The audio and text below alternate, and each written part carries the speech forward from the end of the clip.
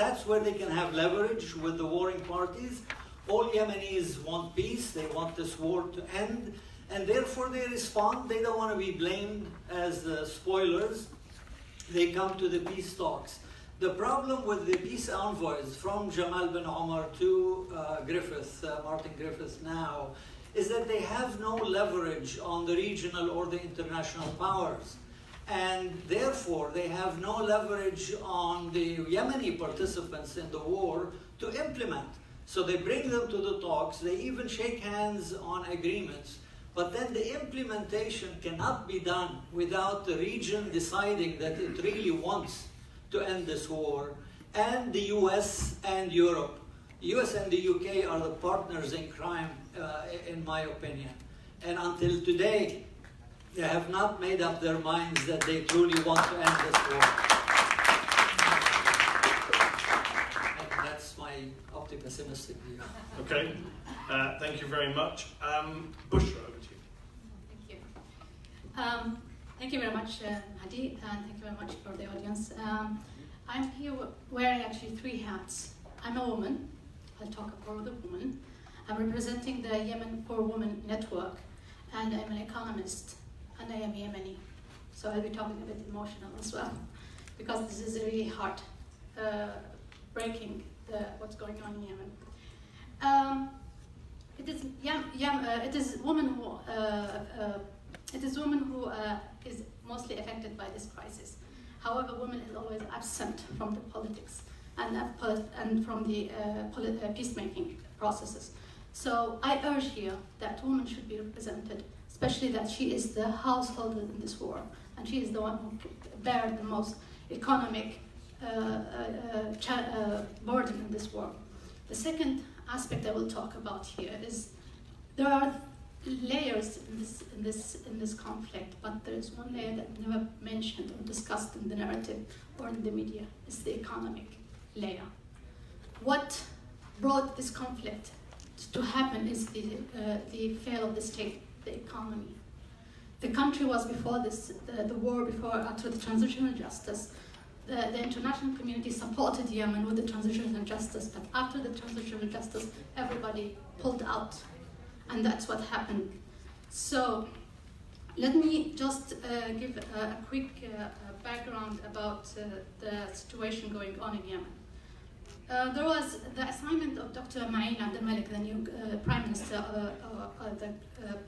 of the government.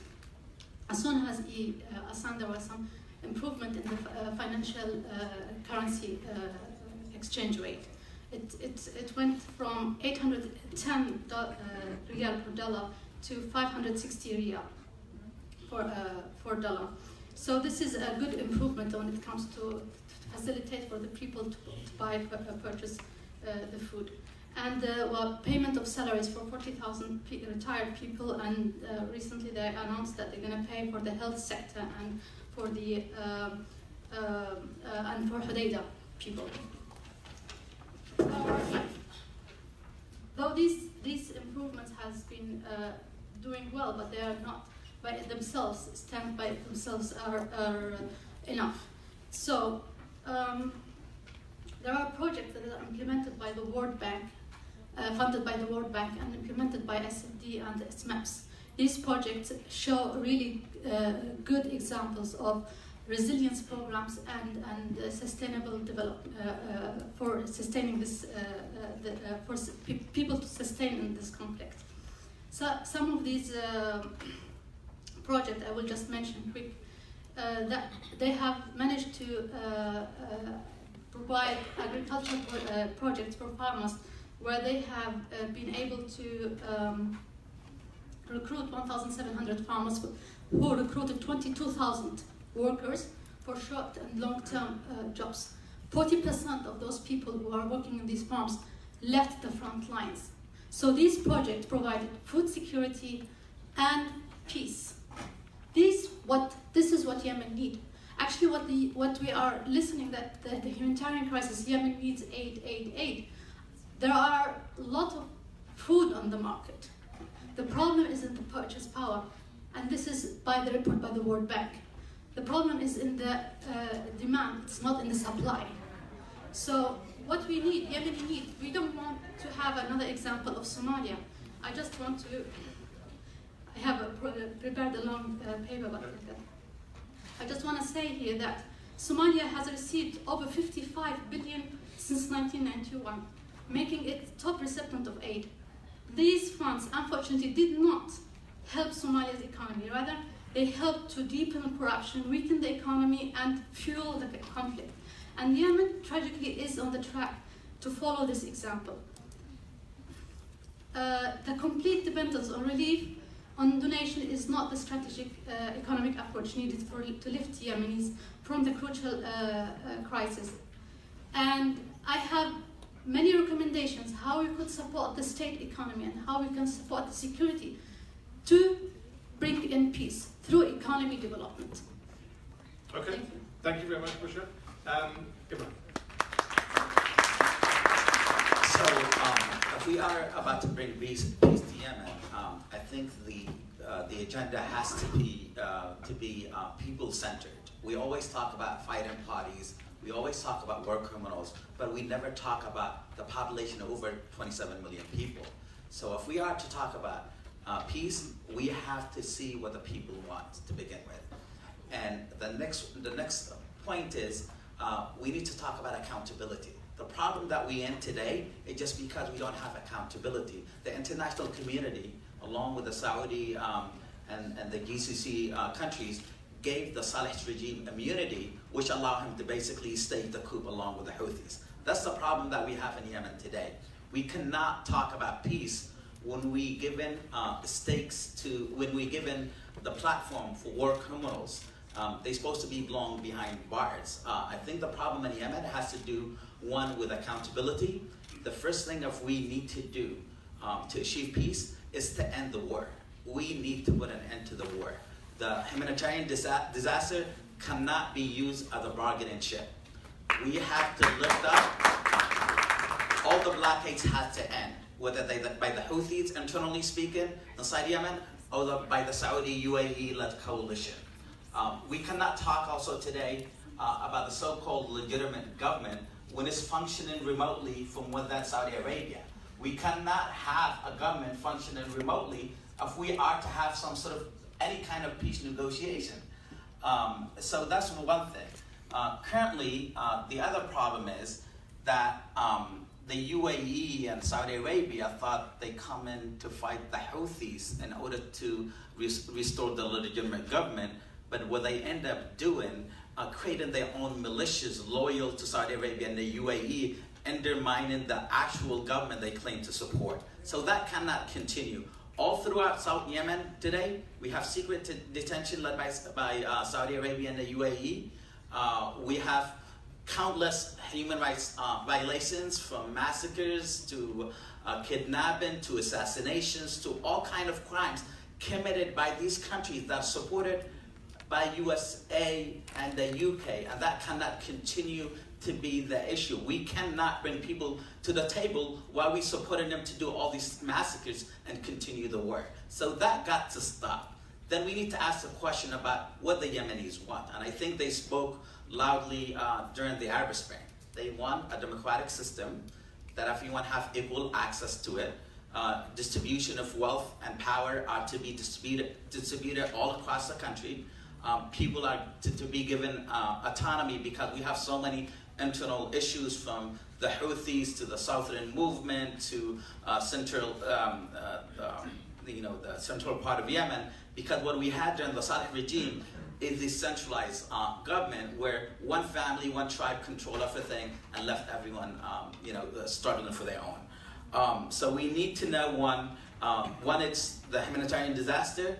Two, that needs to end. The bombing of Saudi Arabia and the massacres committed by Houthi needs to end. Houthi needs to submit to basically hand in their weapons in order to talk about peace. We cannot continue to have that. International community, including mainly US and the UK, need to help support the initiative that we need some sort of investigative party, an international party, to investigate all these crimes and hold these war criminals accountable, and instead of giving them the power, exactly what we're talking about today, bringing all these people who committed crimes to be rewarded with power. That got to end, and then we need to talk about people. Thank you very much. And last but not least, Paul Williams. So, prospects for peace in Yemen. None. Big sigh. Wars end, as Nabil points out. The question is when and how. Will this war end before there is the large-scale famine?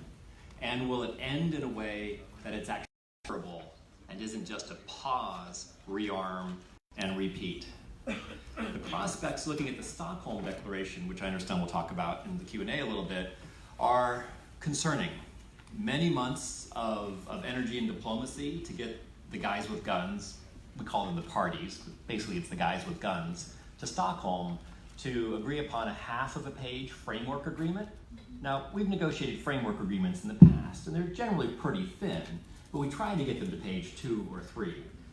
This is just half a page.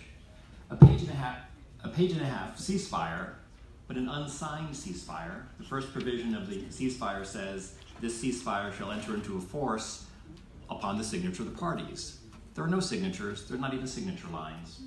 And you do have a TAS agreement, and it's a third of the page, which essentially says the parties, the guys with guns, will consult on what to do with TAS.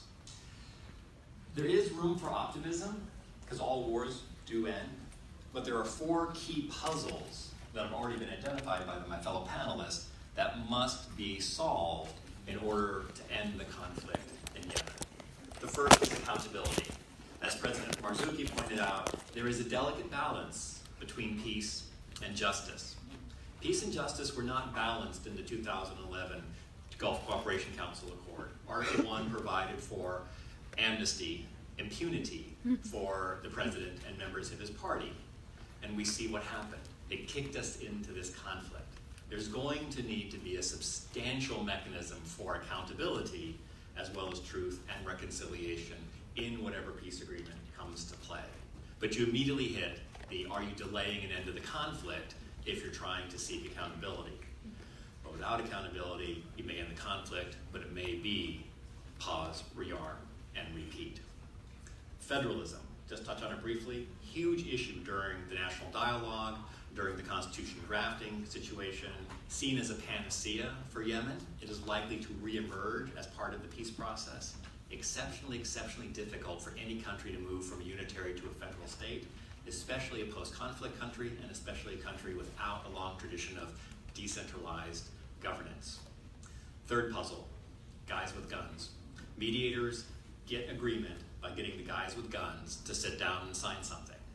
When you have an agreement with guys with guns, there's no room for women, as Bushra has pointed out, no room for youth, no room for marginalized populations. How do you build a durable democratic structure if you're just accommodating, appeasing, negotiating with the guys with guns? That puzzle must be solved. The fourth and final puzzle, before I get the high sign from Mehdi, Southern questions. It's not just the Southern question anymore, it's the two Southern questions. It's what do you do with the Southern interests, and then if the South pursues self-determination, either internally or externally, what do you do with Hadramaut and their push for internal or possibly external self-determination? Okay, I'm trying to be a, optimist, pessimist? I think I sort of came a little bit on the pessimistic side, but let's throw it open to the Q&A. What was it Gramsci said? Pessimism of the intellect, optimism of the will, or something like that? You advise the UN. Let's go backwards. You finished speaking. You advise the UN, right? 3 special envoys to Yemen in the last 8 years. That's a lot, some would argue. I was at a conference in the UK on Saturday where Yemen came up at a conference about justice, international law. And what was interesting was, whether you're on the left or the right, there was a consensus view is that the UN is a waste of space in Yemen. The UN has failed in Yemen. Do you think the UN has a credibility problem in Yemen, given the last 8 years? I worked with Jamal Benomar as his legal advisor, one of his legal advisors. The first negotiations. Yes. The UN has a credibility problem, and I should also mention we've done a number of negotiations through PLPG in Syria, Libya, other places. The UN has a credibility problem everywhere, but it is oftentimes the only shop in town, and that's what the difficulty. There are no, if you look at the situation in Yemen, you could go through a long list of over a dozen potential honest brokers, none of which are honest. And so you're left with, you go through the usual suspects, you're left with the United Nations as the body.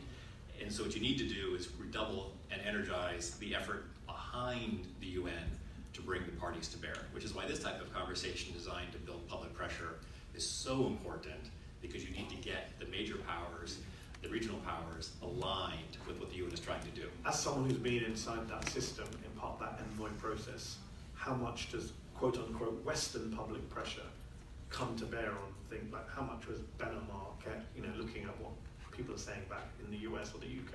I mean, we don't poll Yemen, but you know what I mean. The envoys and the UN infrastructure looks to the Security Council as well as the General Assembly, but it's the Perm 5 plus the other members of the Security Council that are the boss, so to speak. And that's where the public pressure is important. And I say this because oftentimes we go home and we're like, what's on YouTube?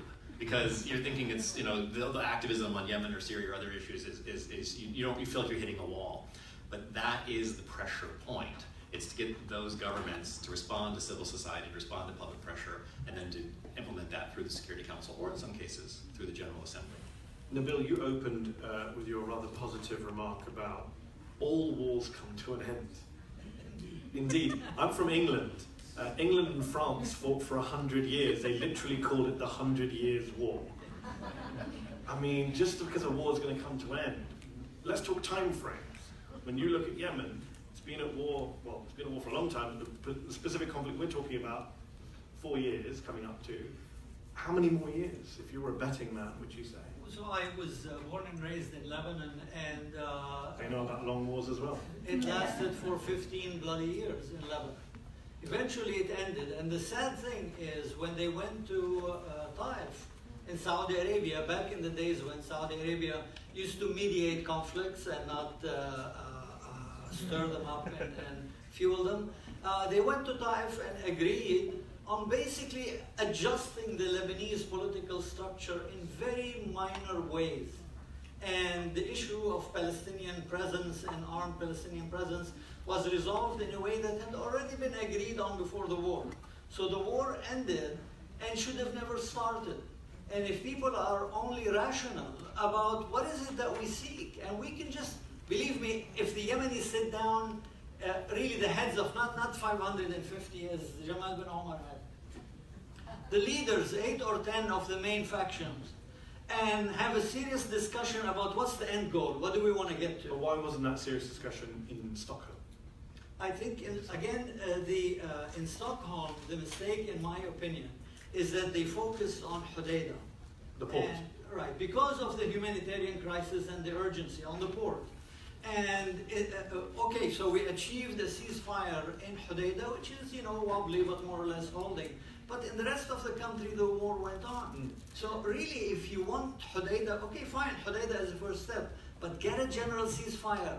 I mean, nobody trusts that they stop in Hodeidah while they are being bombed in Hajra or on the Saudi border or anywhere else. So to get a general ceasefire, you want to get 8 to 10 of the top leaders around the table. Ibrahim, you said in your opening remarks, and it's a very powerful line, and I think morally we would all agree with you.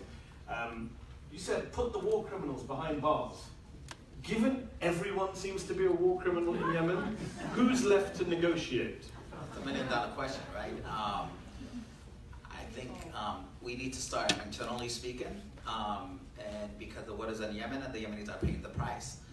So the international community, along with the Yemeni society, needs to push for some sort of, like I said, a UN, like the UN Human Rights Council needs to establish a committee to investigate all these crimes. No, I get the investigation of crimes. I'm wondering practically, who is left to come to Stockholm or Taif or wherever the next peace conference is and shake hands and sign documents if all those people, as you rightly argue, in some shape or form have blood on their hands? Unless you're going to accept the fact that whoever's in charge of Yemen is going to have some legacy of having committed war crimes. So here's the deal: we need to focus on the people. We were able to. I know you need. We need to be able to bring people like we did during the national dialogue. So we brought the Houthis, like a parallel. We brought the Houthis. We brought the Southerns. We brought youth, women. 500 national dialogue conference where it all came out with an outcome But that would put 10 people, not 500. Well, the 8-10 people, that's who these people are, the Houthis and Saleh regime and people that are backed by the Saudi and the UAE. These are the problems. These are the individuals that need to be held accountable. So we need to find a third way. We cannot keep talking about the same problem or the same individuals, because it keeps leading to the same issue. We keep going. Briefly, Nabil responded. Two words really. It's called truth and reconciliation. That's technically 3 words. I'm joking. That's a bad joke. Sorry.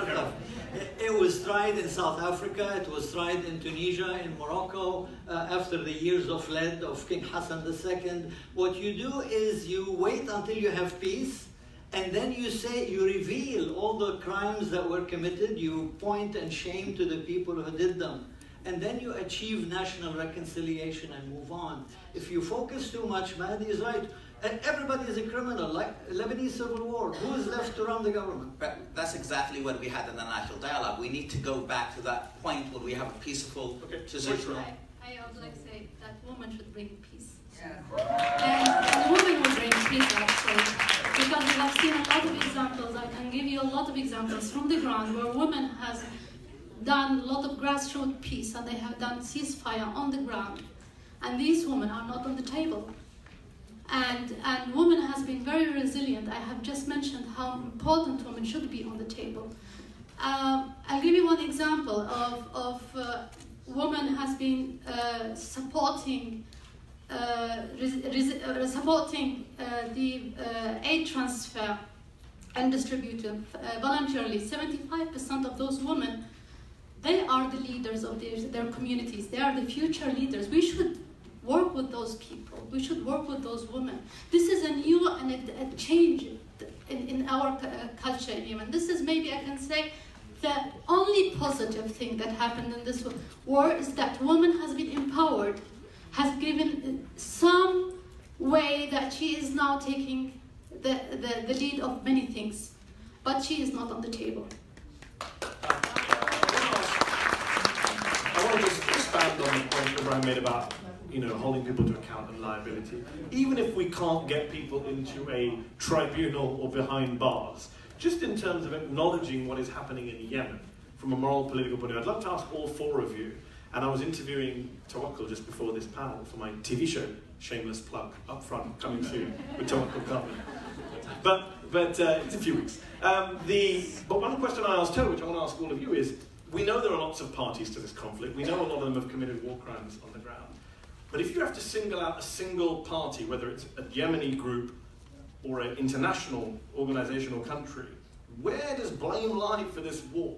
Is that too simplistic a question? Is there one group, one actor, one person, one country where we can say, if you could sort that out, you'd be able to get some headway in the Yemen war? Paul? Wow, in most of the previous conflicts, Yugoslavia, you could point to the primary perpetrators. Rwanda, you could point to the primary perpetrators.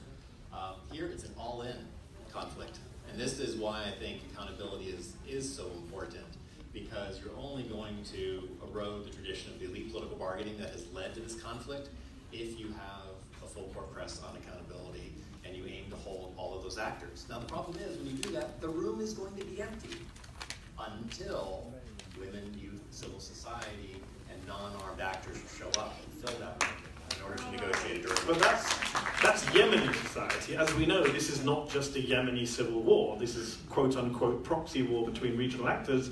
How do you hold those regional actors to account? There was a report last year before last, I can't keep track of it anymore, where the UN wanted to put the Saudis on a list of countries that offends children's rights in Yemen. And the Saudis said, we will not pay you any money and we will not cooperate with the UN ever again. And the UN said, oh, sorry, that's fine. Yeah. So how do you get past that as someone in that system? You get past that by redoubling your support for institutions like the International Criminal Court, which, despite all of its flaws, has, in some instances, jurisdiction or could be given jurisdiction. You create a hybrid tribunal like Rwanda, Yugoslavia, Sierra Leone. You go for an international mechanism. Again, it's not a panacea, it's not a magic wand, but you want to invoke those mechanisms of international justice who do have the reach to do the investigations and to hold those culpable individuals liable for their crimes. Ibrahim, do you think we will ever see the Iranians or the Saudis or the Emiratis in front of the International Criminal Court, realistically? I think everything is possible. We have seen criminals before that, and I think we will have to see that again. When the people have the power and the will, every criminal has to be held accountable. Going back to you, question about the pressure and what needs to get done in order to bring people to the table. We've seen for the first time the U.S. Congress passed a resolution against the biggest ally in the Middle East, against Saudi Arabia. So people's pressure count. There are a number of countries who stop selling weapons to Saudi Arabia. That builds a momentum and a pressure for peace. I think we need to build on that. I think the international community and people like you and me can build that momentum in order to at least stop the war, at least stop the bombing, at least lift up the blockade of the country, allow people to move in and out of the country without any problem. So these are the first steps to be taken, and we have seen it. I mean, the killing of Jamal Khashoggi created a momentum for Yemen. CNN was not talking about Yemen for over a year until the killing of an individual actually sparked that kind of movement internationally. We've seen some real movement, and we need to capitalize on counting that. And I think at the end of the day, Yemenis have the will, but they don't have the support of the international community that really led them into the bus. Exactly what's happening in Yemen today. Nabil, is there a finger that you want to point in a certain direction? Two fingers, actually. Very simple answer for your question. The war was started by the Houthis who took Sana'a in 2014 and overthrew the Houthis. Number two, however, the Saudis jumped in and took advantage of that and fully exploited, boycotted, and hammered the hell out of Yemen for their own mirage of pretending, and the Trump administration fuels that they are fighting Iran in Yemen. They're not fighting Iran in Yemen. Iran physically is not in Yemen. So they're fighting a mirage for their own interests. And right now what you do is, rather than lay blame, is roll things back. You roll back the Houthi coup which took place by guaranteeing them whatever demands, legitimate demands they had at the beginning of this, before they took over Sana'a. And you roll back the coup. You roll back the Saudi Emirati invasion, and it is an invasion because they and their militias are all over Yemen. Now, They would say they're invited by the legitimate government of Yemen. which is sleeping in a five-star hotel in Riyadh. But they may have had legitimate security concerns. Fine, deal with that, but roll back the invasion, get the Saudis, the Emiratis, and all their sundry militias out of Yemen. Bushra, you mentioned earlier in your remark, this is emotional for you. So when you look at what's happening in Yemen, where do you point your, we can talk analysis in a moment, where do you point your anger and passion? Where is your emotional energy directed towards, against who, if I dare ask that? If I may, I think what I would like just to make one small comment. I think there's one issue that people should make clear, that sitting on the table, on the negotiation table by all those parties, one important thing that the Houthis or the Hashemite, political Hashemite, should get rid of the supremacy notion, that they have the right to rule. This is number one. We have to be just on the table. After that comes everything, as Nabil said. I agree with him totally. And what makes me feel really, really devastated is how difficult the people of Yemen are having difficulties. They cannot move from one place to another. There is a difficulties even, I worked with the private sector, I worked with the financial sector, I worked with the central bank. Every second, third day I was at the central bank working with them, helping them to bring in new tools. Today the financial sector is not working. This is really, really devastating. And the financial sector is the core of the economy. The sovereignty of the central bank is the core of the economy. If we don't have a proper control of the monetary cycle then we don't know what's going on. Black market will go in. We will be having buying tourists. We have to I'm getting very emotional now. Money launderings can take place, and this is I say the economy is very important. You have to strengthen. You mentioned in your talk about how do you support development? I mentioned a UN official said Yemen looks like the apocalypse. When you have that level of destruction, in a society which was already a poor developing society to begin with. How do you recover from that financially? What kind of time frame are we even talking about here? Let's say the war by some miracle were to end tomorrow morning. What are we looking at the day after that in terms of reconstruction? Building the institutions' capacity of the government itself, bringing in back development and bringing in back resilience programs, and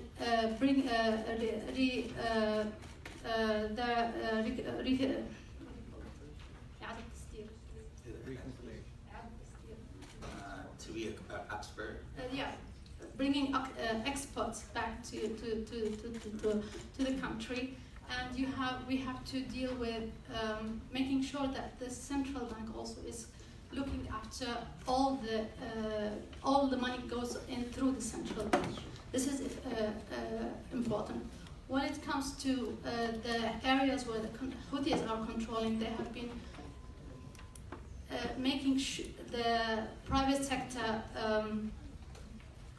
There are a lot of arrests for the private sector. They're arresting the financial, the banking, the head of the banking sector, and they are looming and looting the telecommunication companies and the private sector with excessive taxes and etc. This is the center of the country, and if this remaining private sector working there get out of that place, then it's really a collapse of the economy in the highest population. So my point, I'm just saying that a stable and secure economy is not just good for Yemen, but it should be of interest locally, regionally, and internationally. Peace cannot be achieved if all parties have different interests, and this is what's happening now. Yemen's economy stability should be a unifying and uniting factor for the regional security rather than using the youth as a fuel of the war. Yemen should be providing security and stability to its neighboring countries. And finally, let me retire that women should be part of this solution.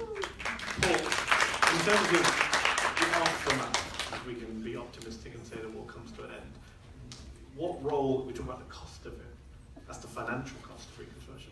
What is the political cost of reconstruction in terms of international community, UN getting people together to actually deal with a post-conflict Yemen? So one of the bright sides, if there is a bright side, is that when you do move into the post-conflict situation or environment in Yemen, you already have the outcomes of a national dialogue. There's 1,800 outcomes, so it's a little unwieldy, but you did have a national dialogue process, which, as Bushra and Ibrahim have pointed out, highly engaged women, youth, marginalized populations. And when I was there during that time, you could sense that there was no going back on this. And so there is a point of conflict now, but I expect when the conflict ends, you'll still have those empowered communities that will be at the ready to re-engage on issues of governance, reconciliation, justice, devolution. They also have a blueprint, the 1,800 outcomes of the national dialogue, and they have a draft constitution. And the draft constitution has some issues, but by and large, it's a modern democratic constitution that could be picked up and move forward. So you won't be looking at a blank slate in terms of a blueprint. The political infrastructure is as devastated as the economic infrastructure, but you have a Yemeni blueprint for the democratic transformation of Yemen. Nabil, Ibrahim mentioned, just before I forget, the bill in Congress is going through. If it ends up, I mean, you've worked in the federal government, you're based in Washington, DC, at a think tank there. If this Murphy-Sanders-Lee bill ends up on Donald Trump's desk, President Trump has yet to exercise his veto in his 2 years in office. Will continuing the Yemen war be something he uses his veto to do? Do you think, if you have to predict? I predict that he will veto it unless they come to some sort of a compromise agreement. I think this initiative by Bernie Sanders and Ro Khanna, etc., is an excellent one, and it is one which shows Yemenis and shows the world that there is an American conscience and that there is a serious American attempt to stop this war. So I predict the bill will pass. I predict that Trump will veto it, and I think the chances are that Congress will be able to override the veto, although there's no guarantee here because of the play between Republicans and Democrats in the Senate. One thing I always find weird, Ibrahim, in this debate about Yemen is prior to the Arab Spring and this conflict with the Saudis and Jamal Khashoggi and everyone talking about Yemen, the only time you talked about Yemen in the West was to talk about Al-Qaeda and drone strikes. That was the only time Yemen made it into the news. Now no one talks about that at all. It's become a kind of... Do you think that's an interesting aspect of this story? Should it be played up? I mean, we see in reports from the BBC, from Reuters, that the Saudi Emirati coalition are actually allied with Al-Qaeda groups on the ground.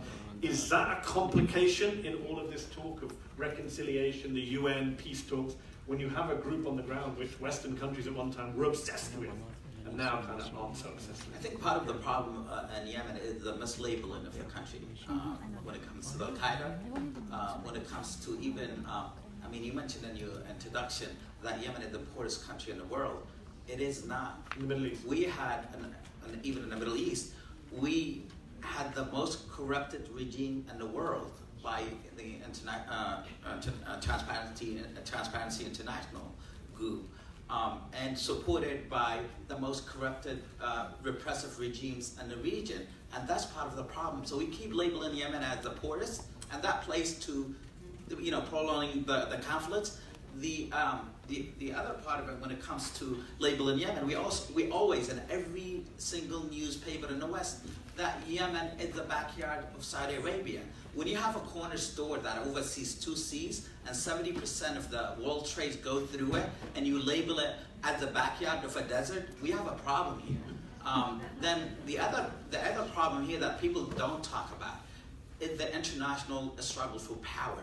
Yemen is one of the most important geopolitical locations in the world, and that's part of the conflict, and we don't talk about it. So that's a real issue that So on the subject of geopolitics, Nabil mentioned in his opening remarks that this war will not come to an end until the region decides that it wants it to end.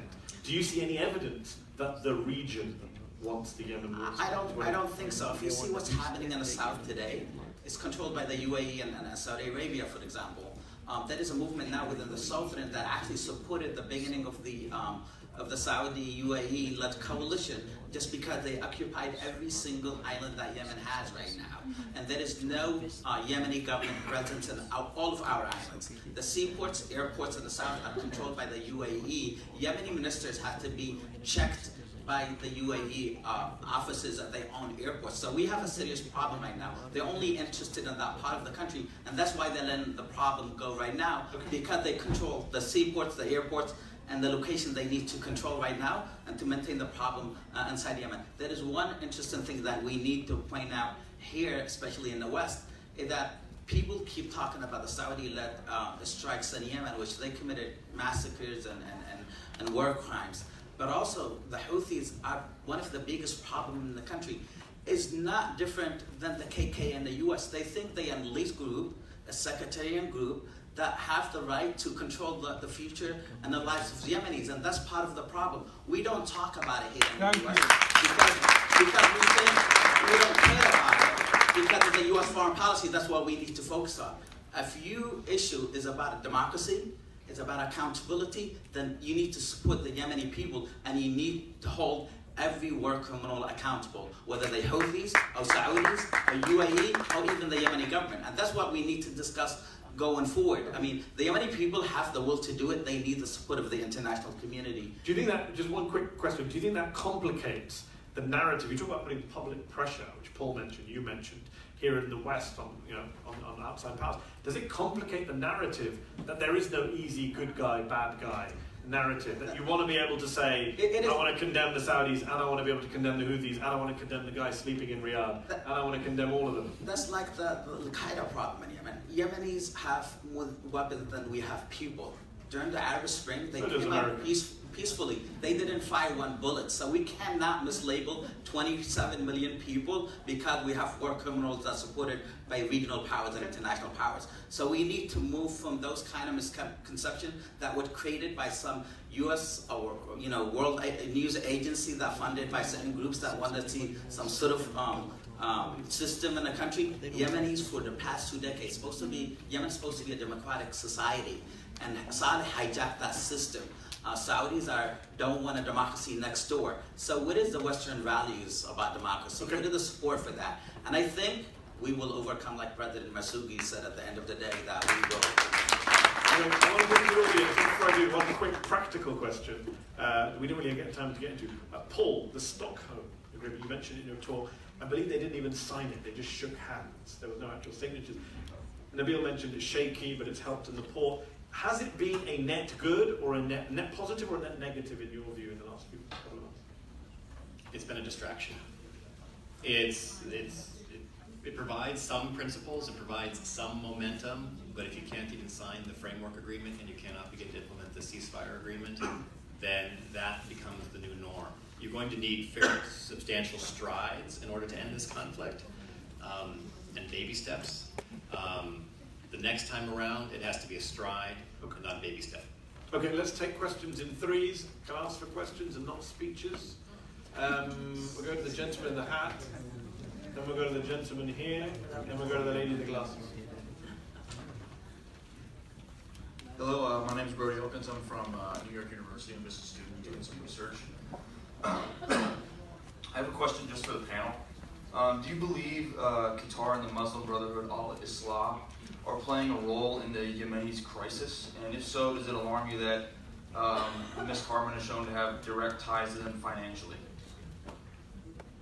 Okay. Question there for the student. Gentleman here.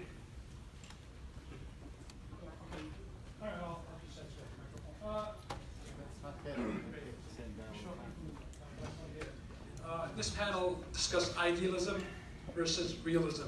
Accountability without teeth, managing demand and supply without supply, layers of conflict that is basically controlled externally. How about the human resource? We have a generation that knows, or that only knows the way of life is a weapon, AK-47.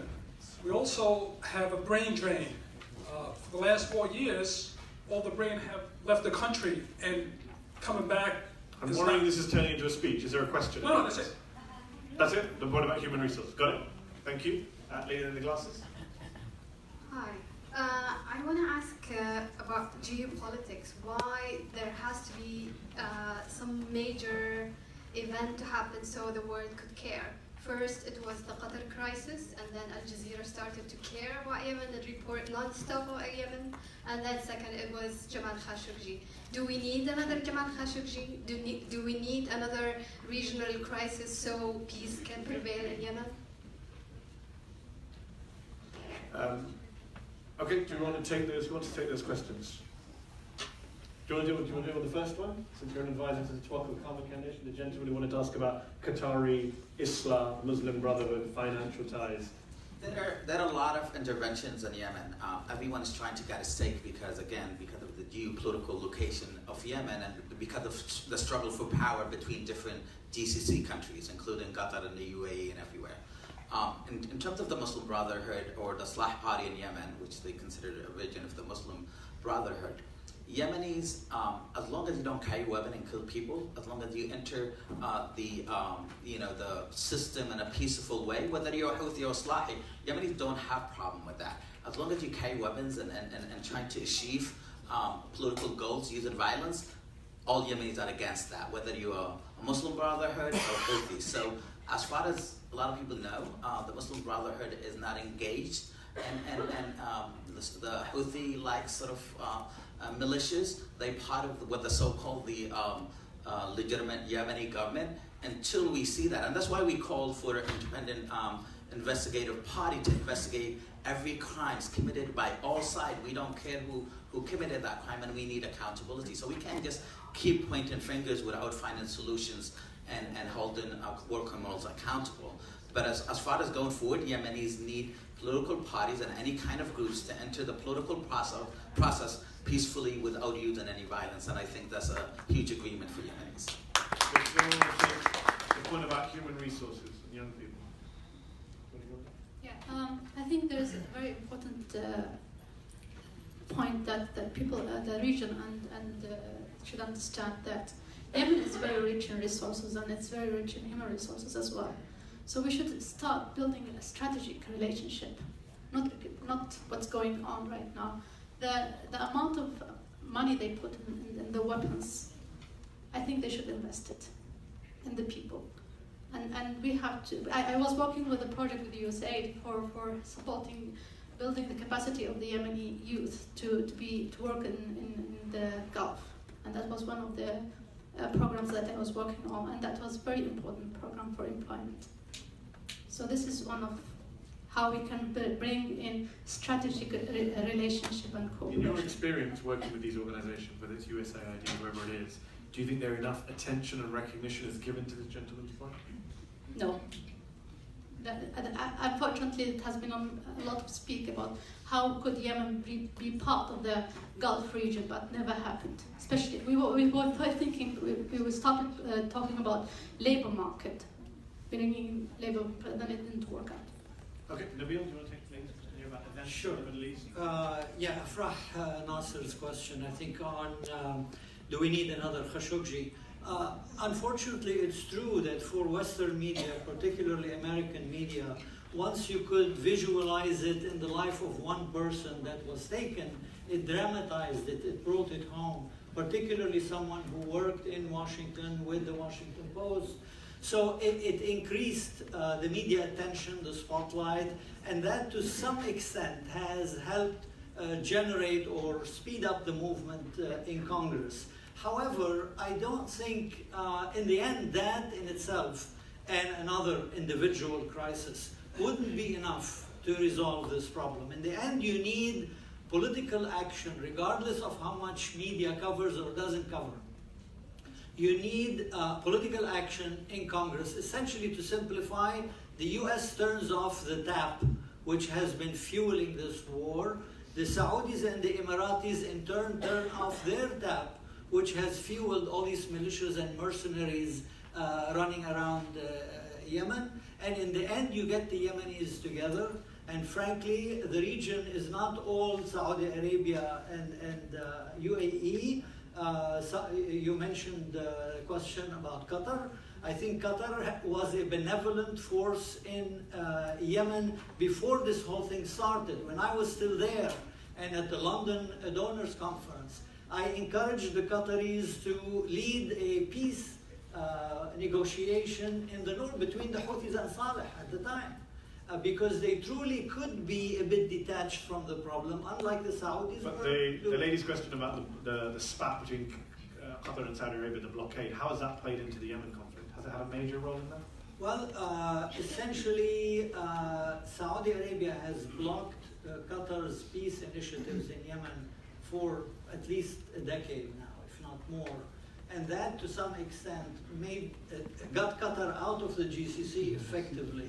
And so GCC became a force in one direction rather than a force that could genuinely mediate. So yes, it contributed.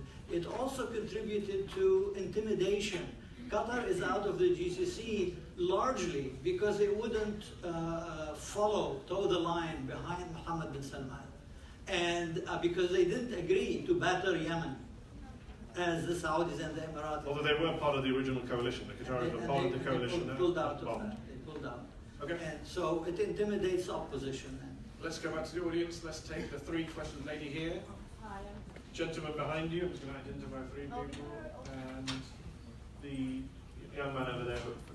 I am Dr. Miller, physician from Connecticut, and I'm here after listening to this all day. I just had two questions. One is, if the country's so divided north and south, have you ever thought of just dividing it? Which is what has happened in some African countries. And the second issue is that it sounds to me today that Saudi Arabia and the GCC has been involved in Yemen from the beginning of time. Those countries are not democratic. Why would any one of them want a democratic neighbor? So it doesn't seem like even if you end this war, you're really going to end Yemen's problems. Okay. Gentleman at the beginning of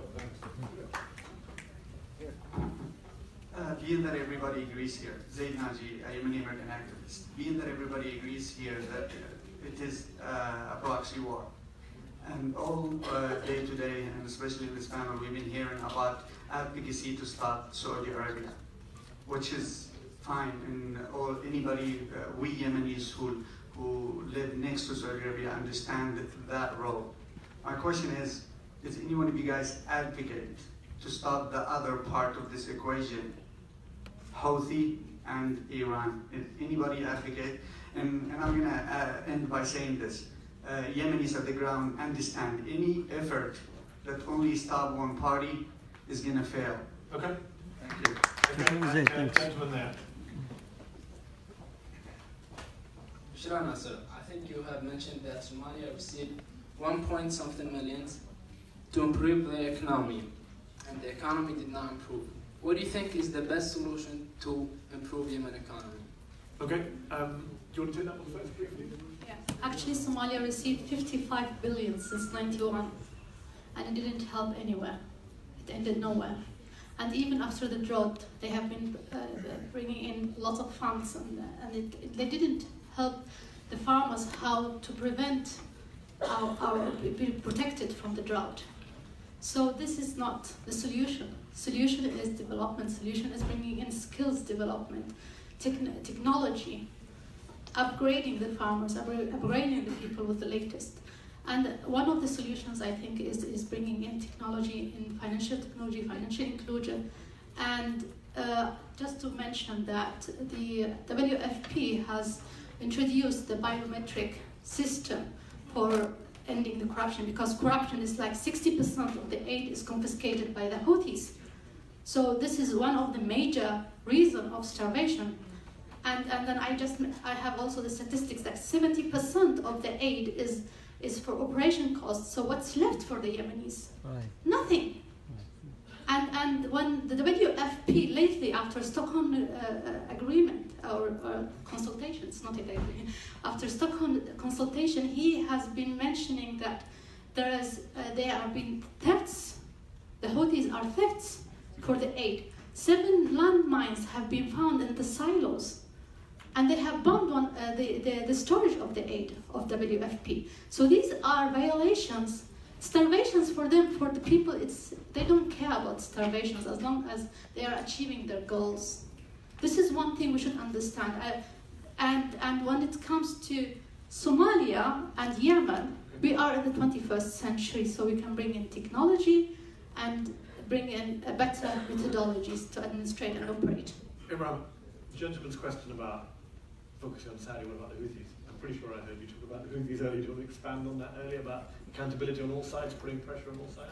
I think, like I mentioned earlier, the Houthis are just another militia, and militia never wants to be a government, and they always achieve their political goals through violence, and that's not what Yemenis want. So they're another militia, sectarian militia, that I don't think the Yemenis will accept. And if it wasn't for the intervention of Saudi, UAE in the south and creating another militias, I think the Houthi would have died out by now. They're not targeting the Houthis anymore. They want the Houthis to control the south so they can control the most important strategic location, and the Red Sea and the Arabian Sea, which most of the world trades go through. There are other points too. I found it cool here to talk about Somalia as a bad example. I think Somalia is doing better than Yemen today, and I don't think we should go there. There was a question also about divided the country, and maybe that's the right way to go.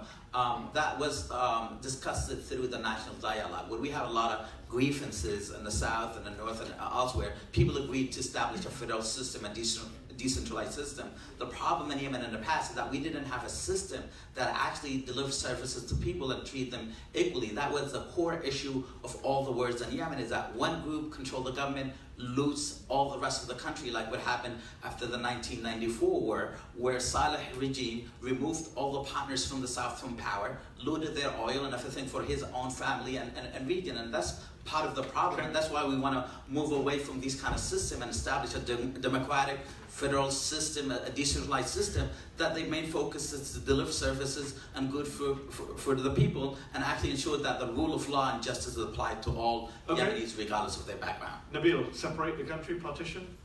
No, I mean, I think a free, independent, and unified Yemen is what makes sense. I just want to say briefly on the proxy idea. that, of course, there is Iranian influence in Yemen right now, if there isn't physical presence. But that influence is minuscule compared to the influence of Saudi Arabia, UAE, US, UK. And let me tell you a story. My first day of arrival at the US Embassy in Sana'a in 2004 was the first week of the war, the Saleh Houthi wars. We were pulled into the Ministry of Interior, their operations room, and we were told in no uncertain terms that this was Iranian provoked, and that because Iran is fighting Saleh, we have to be on his side. We asked our intelligence agencies to look into it, from up, down, and sideways. There was zero Iranian influence in Yemen at the time. As the war continued, that influence started. Became a self-fulfilling prophecy. Yes, exactly. And I sent that message after getting back to Washington. I sent that message to Saleh, and I said to Abdul Wahab al-Hajri, please take back to Saleh and tell him, he keeps saying the wolf is at the door, it's going to come to the door. They are beginning to get interested. And this really sparked up when the Saudis first bombed North Yemen in end of 2009. The Iranians' ears pricked up literally and said, there's something going on there. If Saudi Arabia is interested, we should be interested. And since then, that influence has grown to the extent that they could, because there's a very tight blockade around Yemen. And as a result, the leverage of Iran even now is not that great. But I think given that Yemen is not a priority for them it's Syria, Lebanon, Iraq, they would be interested in helping out. If you want someone to lean on the Houthis a bit, I'm sure they would welcome the opportunity. Paul, the issue of partition was raised. Yeah. The UN has been involved in some partition plans in different conflicts. Not all of them or most of them have gone according to plan. What do you think about partition in Yemen? I think it's important that Dr. Bailey raised the prescription of division for Yemen, because it's out there in the global community. There's like 36 new states in the last 24 years. Sometimes it works out okay, like Czechoslovakia, East Timor. Sometimes not, like South Sudan, the former Yugoslavia. As was mentioned by Ibrahim, it was discussed quite extensively and had its own separate 8+8 channel of negotiations during the national dialogue. It will be back on the table. And if you're going to get to a unified, free, independent, democratic Yemen, you're going to need to come up with a way of navigating the tension between the North and the South, and between two parts of the South, and even with Aden City. It'll be heightened, it'll be doubled or tripled than it was during the CDC, during the national dialogue negotiations and the constitutional negotiations. And there needs to be some avenue to incentivize all of these multidimensional characters. And the only way to do it is to move the political elite, the guys with guns, off to the side and bring in the eclectic representation of those 27 million victims to design a modern Yemen. We've got 5 minutes left. I'm going to poll the panel. Do you want to give closing remarks, or do you want to take 3 more questions from the audience? Good non-elitist answer. Let's hear from the people. 3 more questions. Lady there is waving, so she can have a question. Gentleman here has been waiting for a while. Who's the third and last question? Another woman. Where's another woman? Okay, there. With a hand up. With a hand up, obviously, is what I meant. Hi, my name is Rabia Atabani, and I'm a Yemeni American activist. I actually co-founded the Yemeni American Coalition for Change with Ibrahim. I just have, it's not sort of a question, Ibrahim, but it is more of a statement. I think we need to be really honest when we're talking about who is on the ground in terms of what groups are doing what. Al-Islah is definitely a part of the problem. Qatar, unfortunately, after what happened in Saudi Arabia, has become part of the problem, okay? And as Yemeni Americans, if we really care about this country, we have to be honest about who is involved. It's Qatar, it's Al-Islah, they all are. At the end of the day, they all need to go back to the table. We can't just say, oh, they're all criminals or we're not gonna, no. I believe that, yes, I'm so sorry, it's almost done. I just have to say this because I'm really passionate about it. Ibrahim knows that Al-Islah, Al-Salafiyin, Al-Houthi, they are all a part of this problem. So let's just be honest about it. Are you saying they're part of the problem, they also have to be part of the solution? Definitely part of the solution. Okay, do you want to pass the microphone to the lady on the left? Hi, my name is Allison Keone. I represent a group that does syndication work between private industries and also governments and leaders in power. My question is about human rights and accountability. Specifically, how can we hold leaders accountable when we have people like the former Human Rights Commissioner Mary Robinson complicit in Emirati and Saudi regimes, as in the case of the Princess Latifah case? Okay. And then who's the earliest question? I know how the war will end. If we look back into Yemen's history in the 60s, there was a civil war that followed, the establishment of, Yes. the Republic of Yemen. It was called the Unknown War. And for almost a decade, Yemenis, fought each other and killed each other.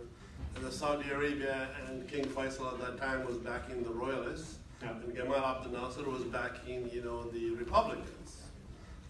Then, after what happened in 1967 with Israeli... We're running out of time, so I can't take the full post-war history. Last sentence. Gamal Abdel Nasser and Faisal talked, and they decided they're not going to get to fight anymore in Yemen.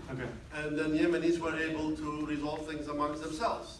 So you're saying the outside powers need to talk directly? Well, they'll get exhausted or something will impact them or they get bankrupted. But, Egypt was in trouble and Faisal, they resolved it. And suddenly all the people they were supporting... But this time, obviously Saudi, Egypt are on the same side this time. You're talking about Saudis and, say, the Iranians talking. Exactly. Is that realistic? Do you believe that's realistically going to happen anytime soon? I think, a similar scenario might happen.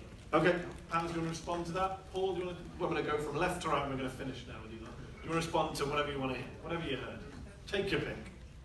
You're not going to solve this conflict by going back and doing the old ways of business. You need a new way of business, and it has to be inclusive, and it has to look to a durable peace, not just getting the armed political elite to say, yeah, we'll put down our weapons, repause, pause, rearm, and repeat. It needs to be inclusive in order to be durable and effective. Basically, I encourage Yemenis, and particularly Yemenis outside of Yemen, to put down their weapons, their rhetorical weapons, against one another. There are enough Yemenis killing one another in Yemen. You don't need to fight one another here. Be supportive. If you disagree, please be polite, be respectful.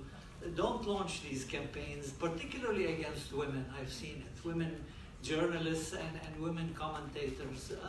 Take it easy. They're your brothers and sisters, and disagree respectfully, and ultimately you're going to have to work together to resolve this disaster. Thank you. Just convey what Paul said, bringing in this, the grassroots or the civil society to solve the problem. The problem is that the voices of those people is not heard.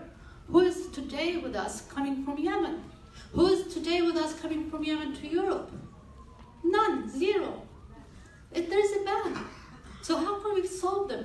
And then if we're going to solve them through the militia who are on the ground taken by force because we're going to listen to them, I believe that we should get back to the national dialogue and start from there. Okay. Do you want to specifically deal with your colleague's point about at the table, not all just behind bars? Yeah, I think there are a lot of bad actors, including all Gulf countries.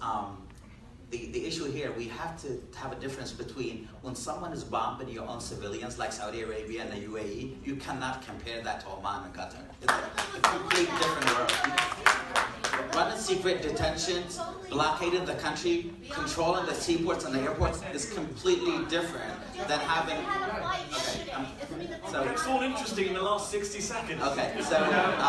Sorry, we're going to have to get the last word to the panelists. Go on, 30 seconds. So I think what we need going forward is accountability. We cannot have peace without accountability. We need all actors and bad actors like Saudi Arabia, UAE, Iran out of the whole thing. I disagree with Khoury about Iran have zero influence in Yemen when the headquarters of the Houthis are actually based in Lebanon and like their media propaganda, their machines, their support, what they're doing now in Yemen, going from door to door, trying to transform the society into a different sort of Iranian idealism that actually have nothing to do with the Yemen. We're almost out of time. I'm going to give Bushra the last one. Just one last thing. I believe that we should just streamline the role of Saudi Arabia and whoever is in the coalition. Because we see today the Hajur, and you just mentioned, they are bombing them with the ballistic missiles. So if we didn't, if the coalition didn't destroy the air jets, then the Houthis will be bombing Yemenis with airplanes. So this is also, we have to understand that we are talking to We're going to have to leave it there. Let's just give one more round of applause to our panel.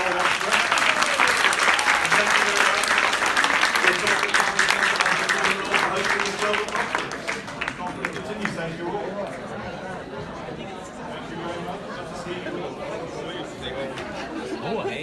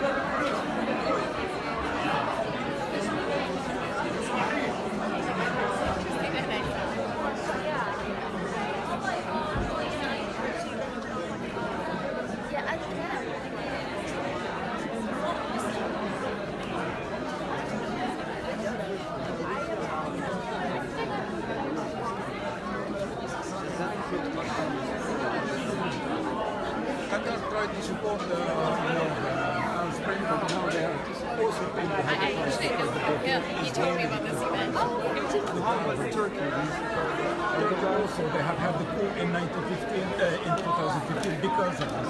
But also the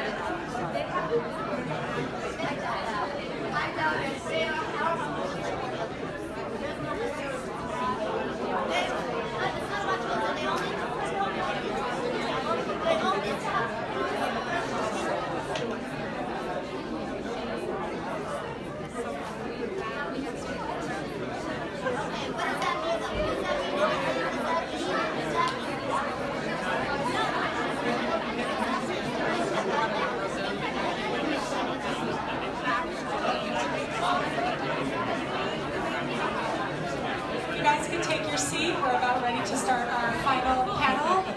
So please take your seat once again.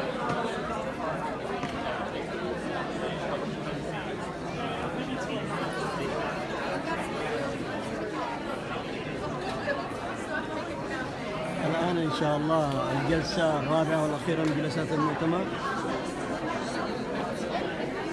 تقريبا يتكلموا فيها الفائزات في جائزة نوبل للسلام حوالي 4 منهم.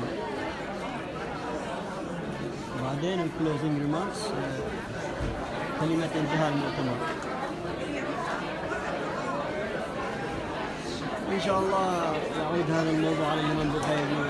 وهدف المؤتمر التوعية للمجتمع الأمريكي بما يحصل حول العالم.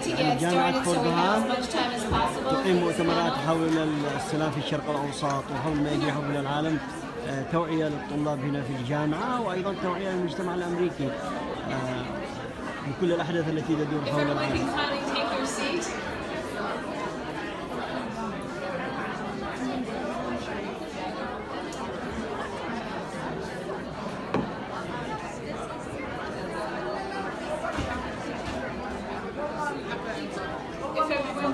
Take their seat.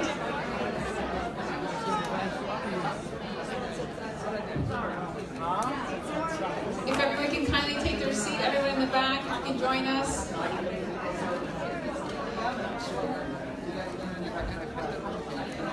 We'd like to get started to give our distinguished panel as much time as possible. If everyone can kindly find their seat. Everyone standing in the back, if you can join us up here. Okay, so that was your panel on possibilities for peace in the future. And after that, I think it's critical that we hear the voices for change. So allow me to introduce the last and final panel, Healing Yemen from War, Messages from Nobel Prize Laureates. I'm going to introduce our distinguished presenter for today. Bida Fakhri, who you met a few minutes ago, is a presenter at TRT World. She hosts the network's flagship political program from Washington, D.C., Bigger Than 5. She's also the moderator for the Doha debates. She was previously lead anchor for Al Jazeera English, presenting the network's news hour and award-winning program, Witness. She has reported extensively from the United Nations, conducted interviews with heads of states and heads of government and international officials, and moderates high-level panels at the United Nations, the World Bank, and leading NGOs. She's a contributor to the Huffington Post, where she writes primarily on U.S. foreign policy and global affairs. Please join me in welcoming Bida Fakhri. Thank you very much indeed for that kind introduction, Nadia. Thank you all very much for being here. It is a pleasure to welcome you all to this session, the final session of the day, on Healing Yemen from War, Messages from the Nobel Peace Laureates. I'm deeply honored actually to be sharing the stage with these 4 distinguished Nobel Peace Laureates. Yemen, as we all know, and we've been talking about this all day today, has been called the worst humanitarian crisis in the world, an overwhelming humanitarian calamity, the worst place on earth for children. And these are descriptions that have been made by senior United Nations officials. Yemen has also been a place where the youth has been described as a lost generation, victims of violence, war, and famine.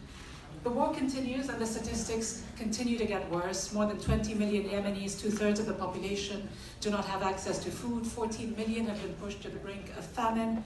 2.5 million internally displaced. 3 million Yemeni youth, perhaps many more, unemployed, and these numbers keep going up. And of course, let's not forget the victims of the ongoing military campaign that has been waging in the country for the past 4 or 5 years.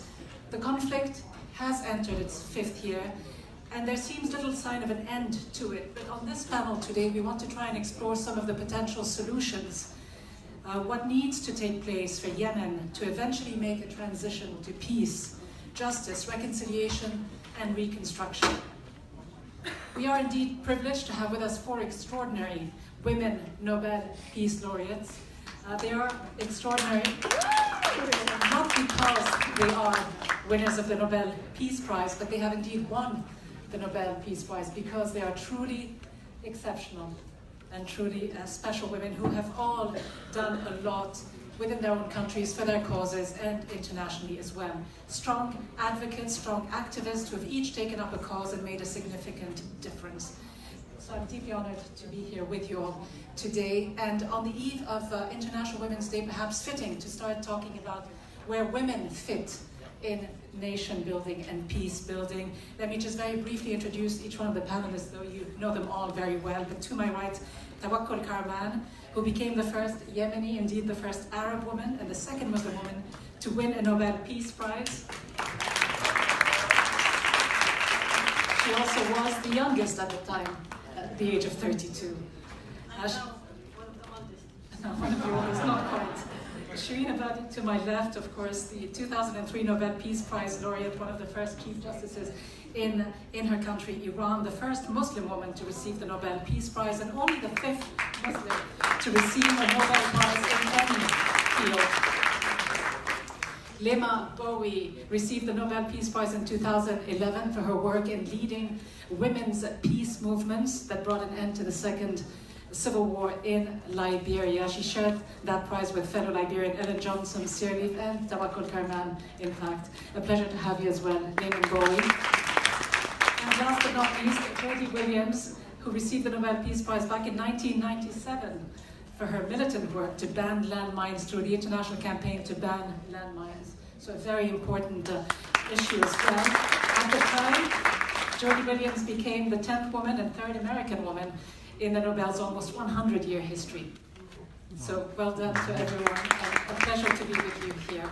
So as we were saying earlier, on the eve of International Women's Day, where do women fit on the spectrum of peace building in countries that have gone through conflicts? How do these 4 women, Nobel Peace Laureates, see the situation unfolding and continuing in Yemen?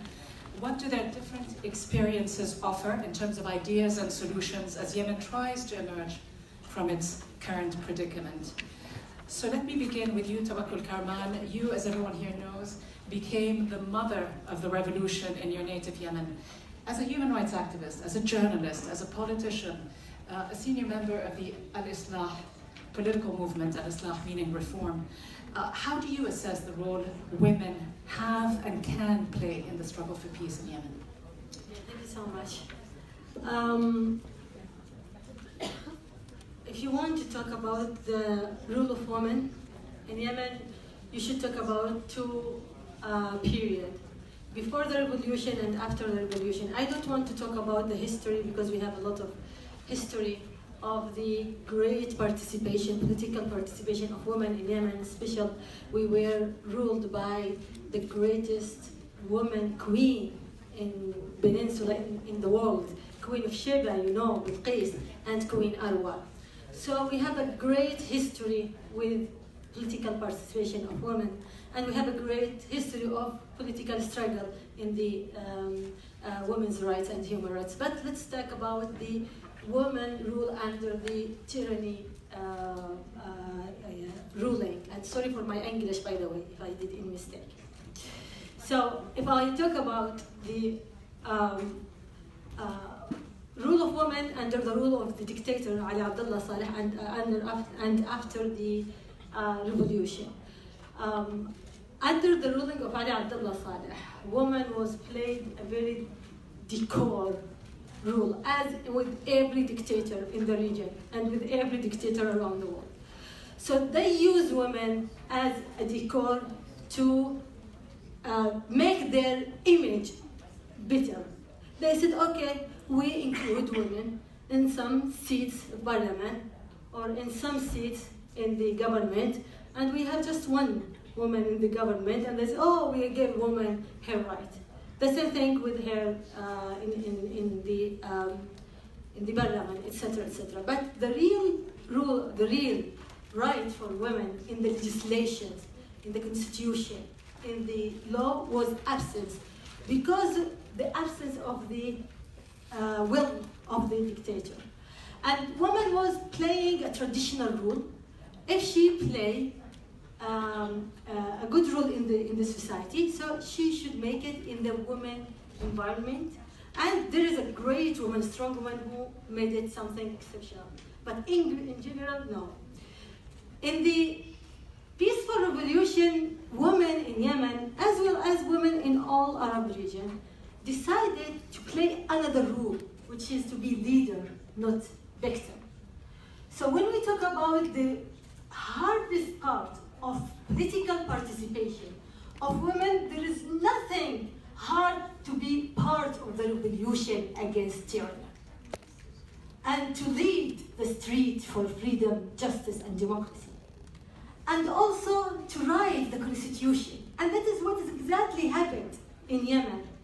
When millions of women went to the street, struggled for freedom, justice, and democracy, and they faced the violence of the dictator Ali Abdullah Saleh with flowers, with singing.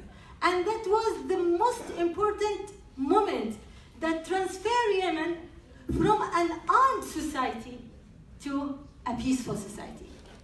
So when we talk about war in Yemen and how we stop war in Yemen, you should know that women stopped war in Yemen when they decided to make peaceful revolution against the dictator Ali Abdullah Saleh. Because the peaceful revolution was our tools to save our countries from wars inside the country that the world didn't hear about it. Under the rule of Ali Abdullah Saleh, he waged tens of wars, sectarian between cities, regions, between tribes, but women did that a great way when they decided to tell her, to force him to resign. And the second thing, in the transitional period, she participated in the national dialogue. She was the most active one, and the best article was written by her hand. She participated in the constitution, and she wrote in the constitution she participated in the constitution on writing all the democratic things that we struggled for: women's rights, kids' rights, etc.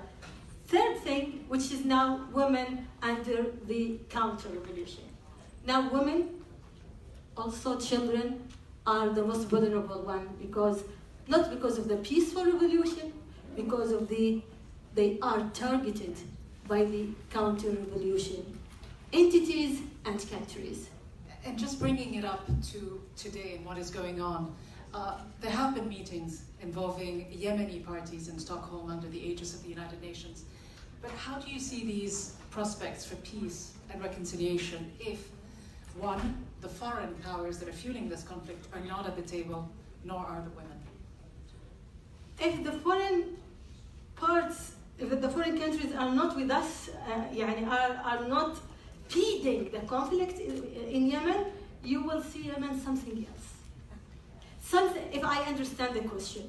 So, if these foreigners let Yemenis alone, let women alone, you will see Yemen really go to be democratic country.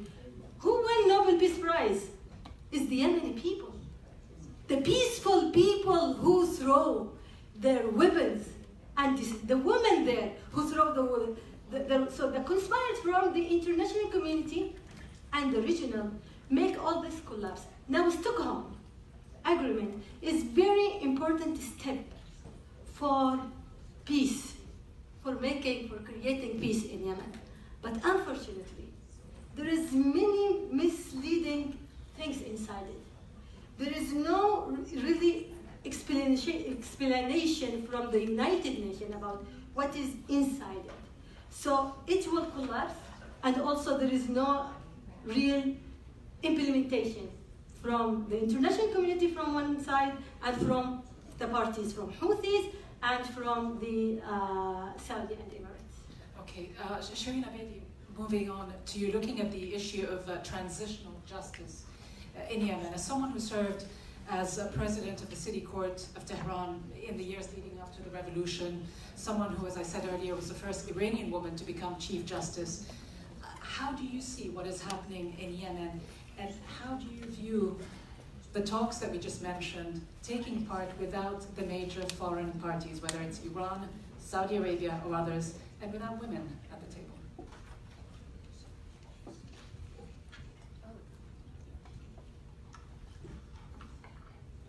سلام علیکم. خیلی خوشحالم که مسئله رو با یه موضوعی صحبت کردید، شروع کردید که اساساً به کل خاورمیانه مربوط میشه. So good afternoon. I'm very glad that you opened on a subject that goes back to the whole of Middle East. در سال 1979 یک انقلاب اسلامی شد که این انقلاب اسلامی در ایران تأثیر گذاشت در کل خاورمیانه. In 1979, there was an Islamic revolution in Iran that impacted all of the Middle East. و در حقیقت از اون تاریخ اسلام سیاسی به دنیا آمد. So from that date, in reality, political Islam was born. و از اون تاریخ می‌بینیم ما عملیات انتحاری چقدر زیاد شد در اون منطقه. And from that date, we are witnessing how people kill themselves, meaning suicide bombers. در سال 1979 اسلام سیاسی در ایران متولد شد و 2 سال بعد حزب الله لبنان تشکیل شد. So in 1979, after the political Islamic being born in Iran, the Hezbollah in Lebanon was formed. This was only 2 years later. شما تأثیر اسلام سیاسی رو در سوریه و در عراق و در یمن می‌بینید. And you can now see the impact of political Islam in Syria, in Iraq, and in Yemen. و همچنین فقط برای اینکه تز دولت ایران این بود که انقلابش رو صادر بکنه. Because the thesis that the government of Iran used was to export its revolution.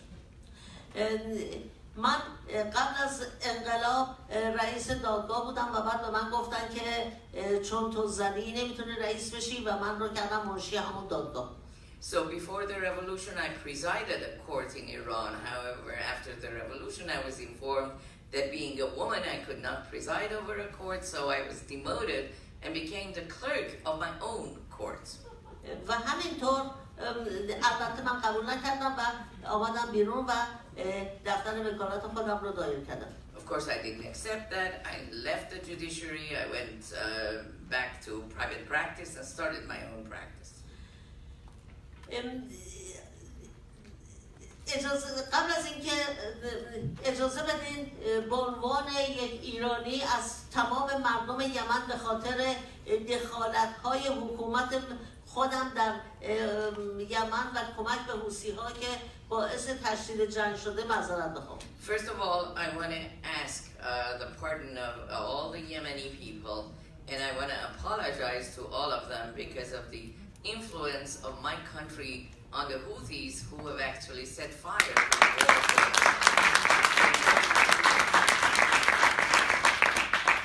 و همچنین از تمام مردم خاورمیانه به نیابت از مردم ایران معذرت میخوام که اسلام سیاسی رو ما ایجاد کردیم و سعی کردیم که صادر کنیم به بقیه کشورها و اونا رو خراب کردیم. Also, I want to apologize to all of the people of the Middle East on behalf of the people of Iran, where we created political Islam and exported it to other countries and ruined their countries.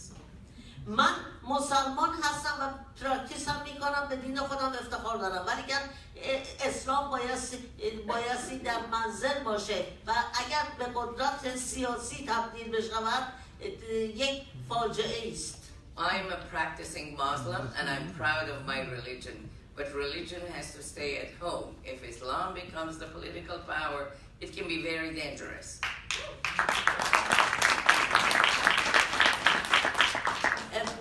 در مورد یمن فقط بعد از انقلاب نیست که حکومت ایران دخالت میکنه، قبل از انقلاب هم ما در یمن دخالت میکردیم. But it's not only after the revolution that Iran is intervening and meddling in Yemen. Even prior to the revolution, we did meddle in Yemen. همونطوری که میدانید در دهه 60 میلادی یک جنگ داخلی یمن بود بین یمن شمالی و جنوبی و اون موقع دولت ایران به طرفداری از آمریکا وارد این جنگ شد و خلبان‌های ما وارد شدند. So during the 60s, when there was a civil war going on between the north and the south, and unfortunately Iranian pilots got involved on behalf of the United States. و بعد از اینکه انقلاب شد متاسفانه با تز صدور انقلاب اسلامی دولت ایران به حوثی‌ها کمک کرد. And unfortunately, after the revolution, Iranian government wanting to export the revolution, they started helping the Houthis. و عبدالمالک حوثی رئیس حوثی‌ها چندین سال در مدرسه حوزیه قم تحصیل مذهبی میکرد. And Abdul Malik Houthi, who is the leader of the Houthis in Yemen, went to school in Iran, went to the Qom seminary and studied there for years. و تعدادی از خانواده‌های رهبران حوثی اونا هنوز در اینا تو ایران فرستادن ایران تو ایران زندگی میکنن. And there are many Houthi leaders, families of leaders of Houthis who live in Iran now. مسئله که بایست اینجا ما روشن بکنیم این است که چرا همه مایل به دخالت در امور یمن هستند. So what we need to talk about here today is why is it that everyone wants to intervene in Yemen? عربستان و امارات مرتکب جنایت شدند. Saudi Arabia and the Emirates have committed crimes. ایران دخالت میکنه. Iran intervenes. و علت چیه؟ آیا یمن یه تیکه جواهره؟ So why is it that Yemen has been picked for that? Is it a piece of jewelry? همیشه تو این کشور جنگ بوده. این علتش چیه؟ So why is it that there's always a war going on in this country? Why? علاوه بر اینکه یمن از قبیله‌های مختلفه که به هر حال جنگ رقابت قدرت بین اون قبیله‌ها هست. In addition to the fact that we know there are tribes in Yemen and they may be fighting for power. یمن موقعیت سوق‌الجیشی بسیار مهمی داره و اون تسلط بر باب المندبه. But the fact that Bab al-Mandab is located there and geopolitically that's extremely important. و میدونیم که نفت اون منطقه از دو تنگه هرمز و باب المندب به اقیانوس راه داره. So we know that both Straits of Hormuz and the Strait of Bab al-Mandab are used for oil exports from that region. تنگه هرمز در خاک ایران و دولت ایران بهش مسلطه. So the Hormuz Strait is in the land of Iran and Iran has control over it.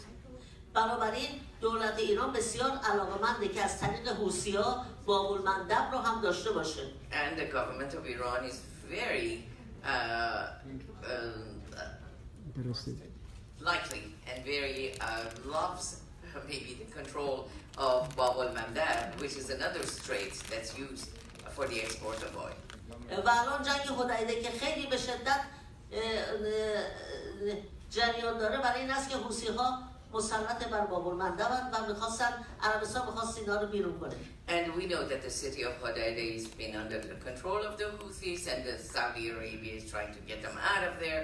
So the war is going on in a very critical shape there. و عربستان سعودی و ائتلاف به شدت اونجا رو بمباران کردن و مردم غیر نظامی زیادی کشته شدن. And although Saudi Arabia and the coalition have bombed there many times, many civilians have been killed as well. اما موفق نشدن. But they haven't succeeded. و هنوزم بر بابالمندب تسلط کامل ندارن. And it looks like they cannot control Bab al-Mandab completely. و کشتی‌هایی که میان به یمن بایستی از اون طریق از غذا و اسلحه برسونن. And that's how boats and ships bring weapons and food to Yemen.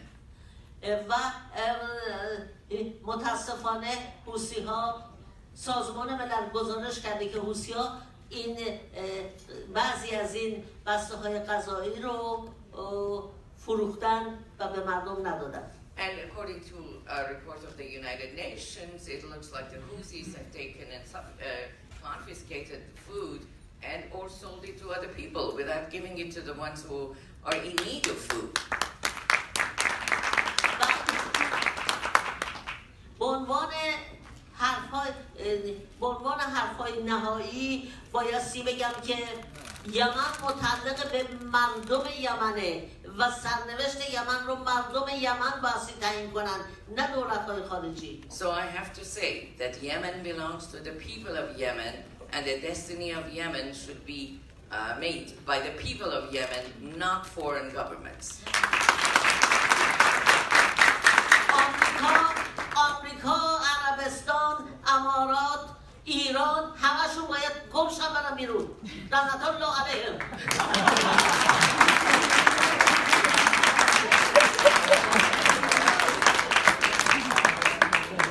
America, Saudi Arabia, the Emirates, and Iran have to get lost. Damn all of them.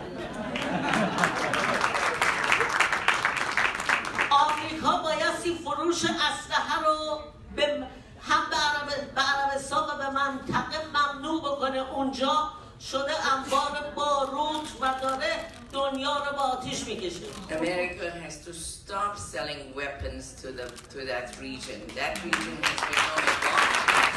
Will explode. و آخرین حرف. Last word. طبق قطعنامه 1325 در مذاکرات صلح بایستی زنها شرکت بکنند. Based on the 1325 of the UN Security Council, women have to participate in peace talks.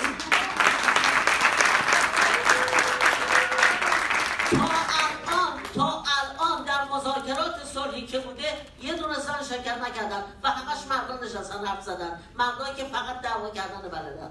Up to now, no woman has participated in any peace talks, and it's only been men who, the only thing that men know is how to fight. They've been on peace tables. So let's ask men to stand up and leave and let women sit there.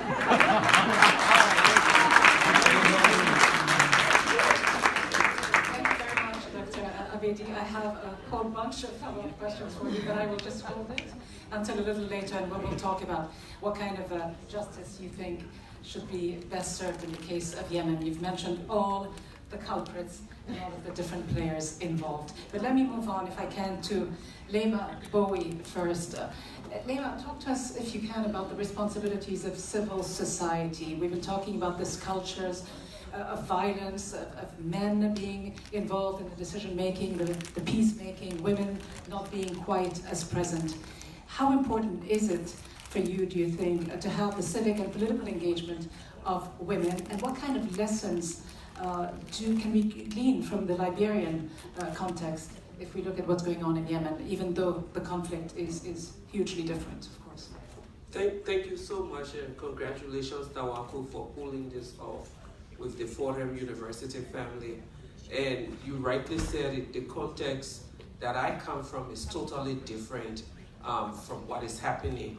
But what I also know is that whilst contexts of wars may be different, the content, the experiences, and some of the solutions are similar.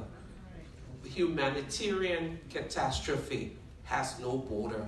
So rape is rape, killings are killings, hunger is hunger, internal displacement and refugee lives are all the same, whether it's in Africa or it's in the Middle East or it's somewhere else in the world. So whilst the context may be different, the humanitarian catastrophe that the people of Yemen are facing now is the same that we faced several years ago in Liberia.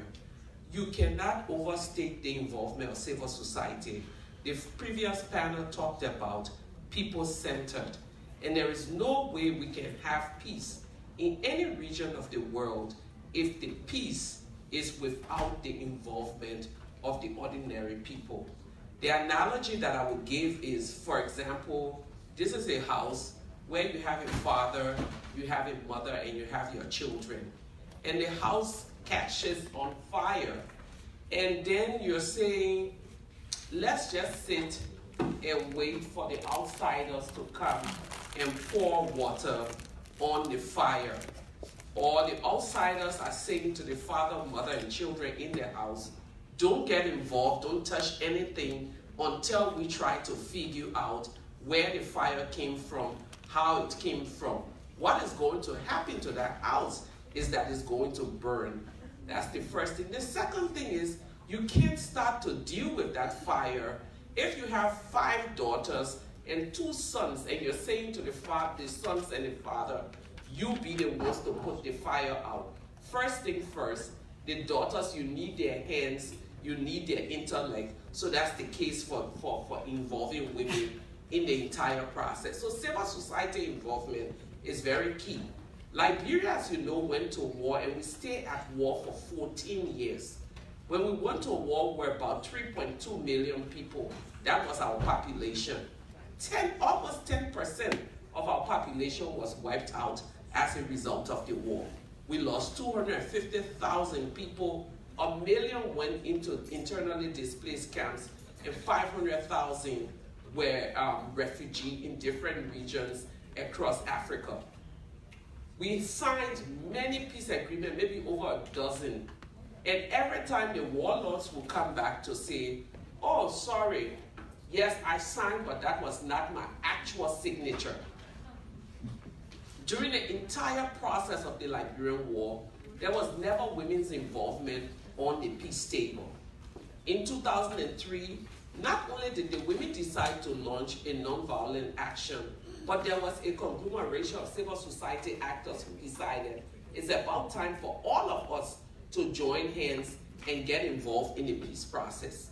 So we came to peace, but the caution that I want to give the Yemeni people is that when we're talking about war and finding solutions to war, we're so focused on ending the violence that we never really try to do any form of strategy for nation building. So right now, everyone is just focused on, let's just end the war, which is well and good. But I think there needs to be a group of people in one room sitting down and saying, how do we redo Yemen after the guns have been silent? You need that kind of strategic thinking. Because then these people have clarity.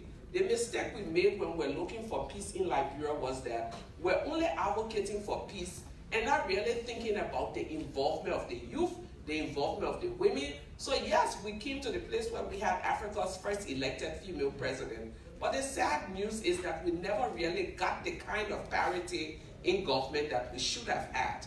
That's the first thing. The second thing is, what would peace look like for the people of Yemen? Someone on the last panel talked about Truth and Reconciliation Commission, and I was laughing because that is the general package that everyone tends to figure along with the UN that will unveil peace to nations. Peace talk, Peace and Reconciliation Commission, disarmament, demobilization, elections. And what we've seen time and time and again is that these formulas should not be a one-size-fits-all as the rest of the world tend to see it. First thing first, you need to ask the people in Yemen, is Truth and Reconciliation Commission really the way forward at the end of the war? Remember, you have ethnic crisis. Every valiant in the north is a hero to his people, and every hero in the south is a valiant in the north. So when you decide that we're going to have a Truth and Reconciliation Commission or a war crimes court, remember that there will always be a clash because one warlord is seen as the hero for his people, while on the other side. So how do we find something that everyone agrees with? That's the first thing. The second thing you need to recognize as we talk about engagement, I like the fact that everyone says R-E at the end of war. Reintegration, rehabilitation, reconciliation, everything RE stands for we're doing it over. So the question now is, as you're doing it over, what are those things that you're already fast-tracking in this peace process or in the process of looking for peace that is different from the old ways? For example, the involvement of women. I must say it was a really fantastic panel, the last panel. But I have to be a bit problematic to say that when there was the mention of women, the moderator, who did a very good job, was quick to pass over that. I don't know if I was the only one because I'm a feminist, no if, no buts, no whatever. You know, but he quickly passed over it when I thought that was the opportunity to really question the men on the panel, how they saw the involvement of women. Saying women should be involved is not enough. Getting the men to say this is something that we really think is necessary. If you have 51% of the population outside of a process, that process will never work. If you have gender-based violence as a key part of some of the reasons for war in the first place, you need the voices of women to come and be a part of it. Finally, when we say we're engaging women, we really need to start to think about what power they bring.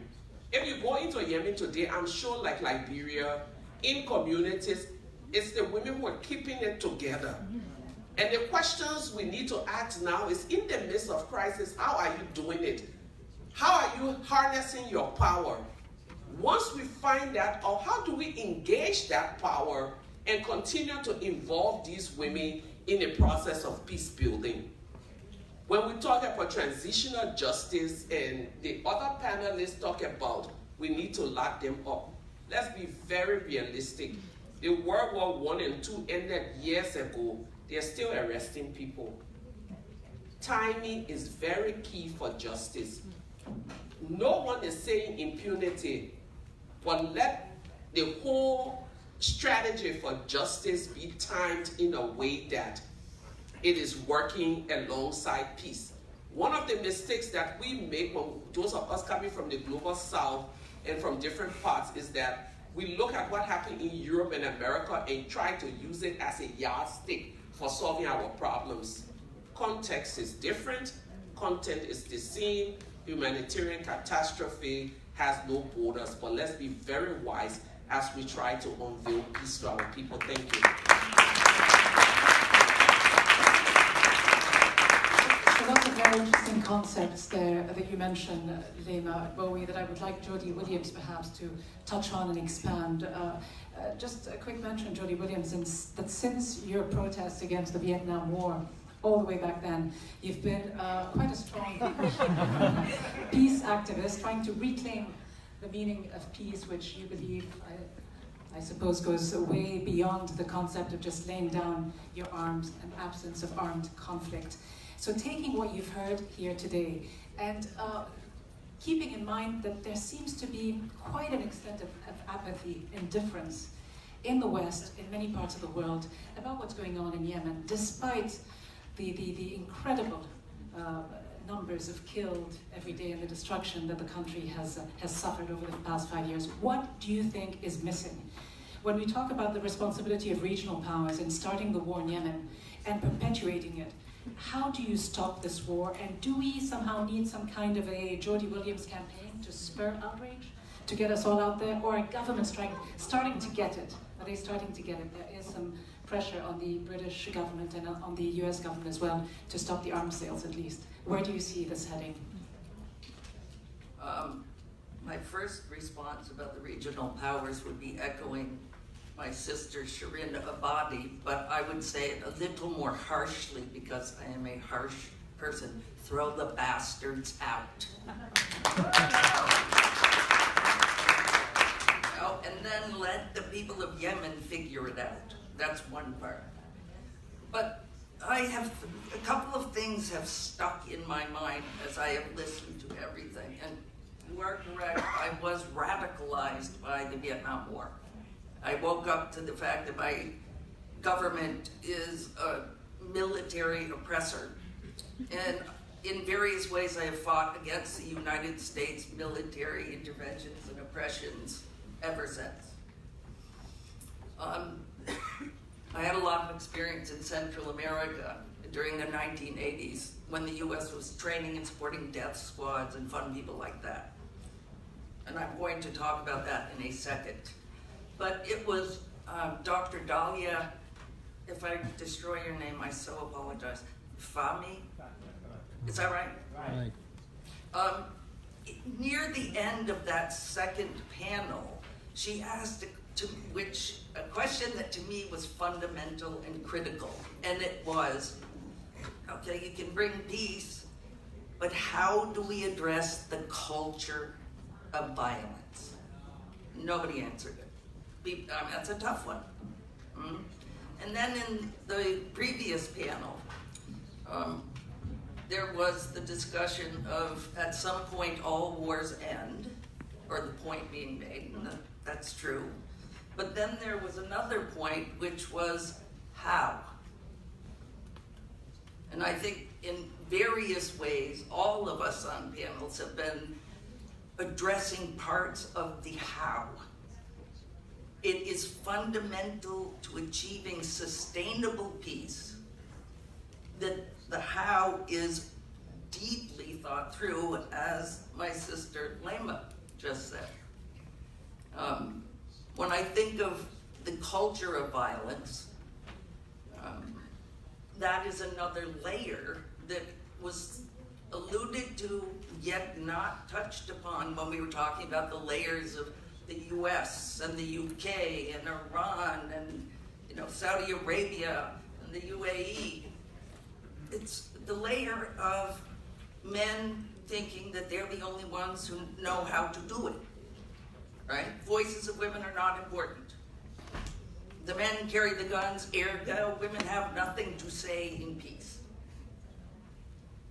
And that has to be addressed in some way, and I'm not saying in the context of solving the issue of Yemen, but women, as we are seeing over and over and over again, are increasingly sick of having to ask men if we have a place at the table. And everybody who has talked about the how, in a meaningful way in my view, has recognized that if you do not involve all segments of society in some meaningful way in the dialogue, discussion, implementation of peace, you will not have peace. Ultimately, you will return to war. In my experience in El Salvador, it was a proxy war between the Soviet bloc and my country, with Ronnie Reagan drawing the line against communism in Central America before they entered Harlingen, Texas, and took over America, which was ridiculous. There was only one operating elevator in Nicaragua at the time. I mean, how they were going to intervene and invade us was beyond my comprehension. Finally, the war came to an end, not because anybody won, but because the Soviet Union collapsed and the US didn't need its proxy war anymore. So the peace agreement in Salvador, and of course, some gentleman said you should just sit down the 8 most important dudes with guns. He didn't say it this way. Dudes with guns, let them sort it out. That's what they did in Salvador, essentially, and I think they've done it in most peace agreements, right? You bring all the men who have waged the war together so they can figure out how they're going to divide power. Let's take away I have a little more power than you, so I'm taking more of your guns, the whole shtick. So 3/4 of the document of the peace accord of El Salvador was how you do that. How do you get the opposition guerrillas into camps? How do you then take away their guns? How do you try to retrain them to be wonderful citizens of a war-torn society? And the other elements, and they said this essentially in the last couple of pages, all those other socioeconomic trauma questions, we'll deal with that after the peace. Because you can't really talk about those peripheral issues if you don't have peace. As long as you see the participation of women, youth, civil society, men who are not interested in shooting each other, if you do not include them in the process at the time you're negotiating it, I believe you are really setting up the situation for a future conflict, sooner or later. Peace is not, as you said, the mere absence of war, and any of us who work in war know that. The absence of war is the precondition for the possibility of sustainable peace with justice and equality. And that, don't waste time. Thank you. I just want to touch on an issue, but very quickly if I can, because I do want to move on again. But another thing that you believe is that peace should be defined by human security, not national security. I just wonder how realistic that is, given the context of today's realpolitik and the U.S. relationship, transactional relationship to many governments around the world. You know something? If you believe you cannot bring about change, you will not bring about change. I believe that when people come together with a common vision, we together can change the world. It may not happen in my lifetime because I am old, but I am willing to participate in the process so that someday it will be different. I think people are fed up with the notion that national security is the most important form of security, right?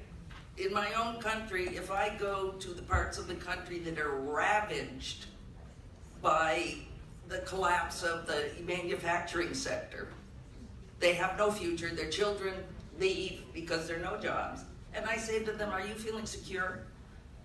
They're not going to say, oh God, I'm worried about North Korea and their nukes. They're going to say, I can't feed my, what's left of my family. My children had to leave because there are no jobs. If I get sick, I die because I have no insurance and I have no money to pay for health care. That is real security. And if you want a stable society, you have to provide for the basic needs of the people of your country. And then, people get pissed off and do stuff, but it will not be the disenfranchised, the disempowered, the jobless, revolting against an elite few who have billions while I have 50 cents. Yeah. That's human security versus national security. Let's spend we spend 57% of the US budget on the military. And that does not include nukes, which is hidden in the Department of Energy. I could go on. Yeah. Imagine what we can do with that money. And to add to that, in the last 2 years, apparently, according to the State Department, the U.S. has made $27.9 billion of foreign military sales to Saudi Arabia alone. And when you consider what's going on in Yemen, you wonder how much pressure can be brought to bear to change course. We're talking about that human dimension, human security, tawakkul karman. We talk about women and children often being the first victims of conflict and war. How do you pick up the pieces? How do you make sure that society as a whole is able to deal with this normalization of violence? How do you create a lasting peace in Yemen, in other words? Okay, again, and I will not feed off from repeating this. Remember the early 2 years of Arab Spring. Remember the millions of people, the peaceful people that was demonstrating in the street against the dictators and against all the violence that they faced. They just was, just singing, chanting, being killed in the street while they raised the voice of peace. Why I'm saying that? I'm telling all the world from here, from this stage, that peace is very possible in Yemen. Yemeni people threw more than 70 million of weapons, piece of weapons. And they faced all the kind of violence of dictator Ali Abdullah Saleh with peaceful way. President Mansur al-Marzouki said that he was very afraid about, oh my God, how is the revolution will be in Yemen? It's an armed society. How will they do? It will be a civil war. But the opposite happened. It was 100% of peaceful revolution. We didn't attack any police station. We didn't kill any soldier. So that is a very important evidence to the world that this armed society can create the peace. And also another evidence, inside, it was really, really a big challenge that to create a peaceful revolution in an armed society that has decades of revenge between tribes. And inside the revolution, in the camps, the tribes that been has a lot of wars between each other, decades of wars, they came to the same square. They live under one tent. They eat with each other, sleep with each other, and died with each other. And this is bring a big evidence of Yemen want peace. And in transitional period also, we did the great work. It was a really successful story. Even with Houthis, we called them the peaceful revolution leaders, called them, throw your weapons and come to us, demonstrate with us peacefully. They said, okay, they came. But now what is the problem? The problem that, and you can't imagine this, and this is, we'll get the solution.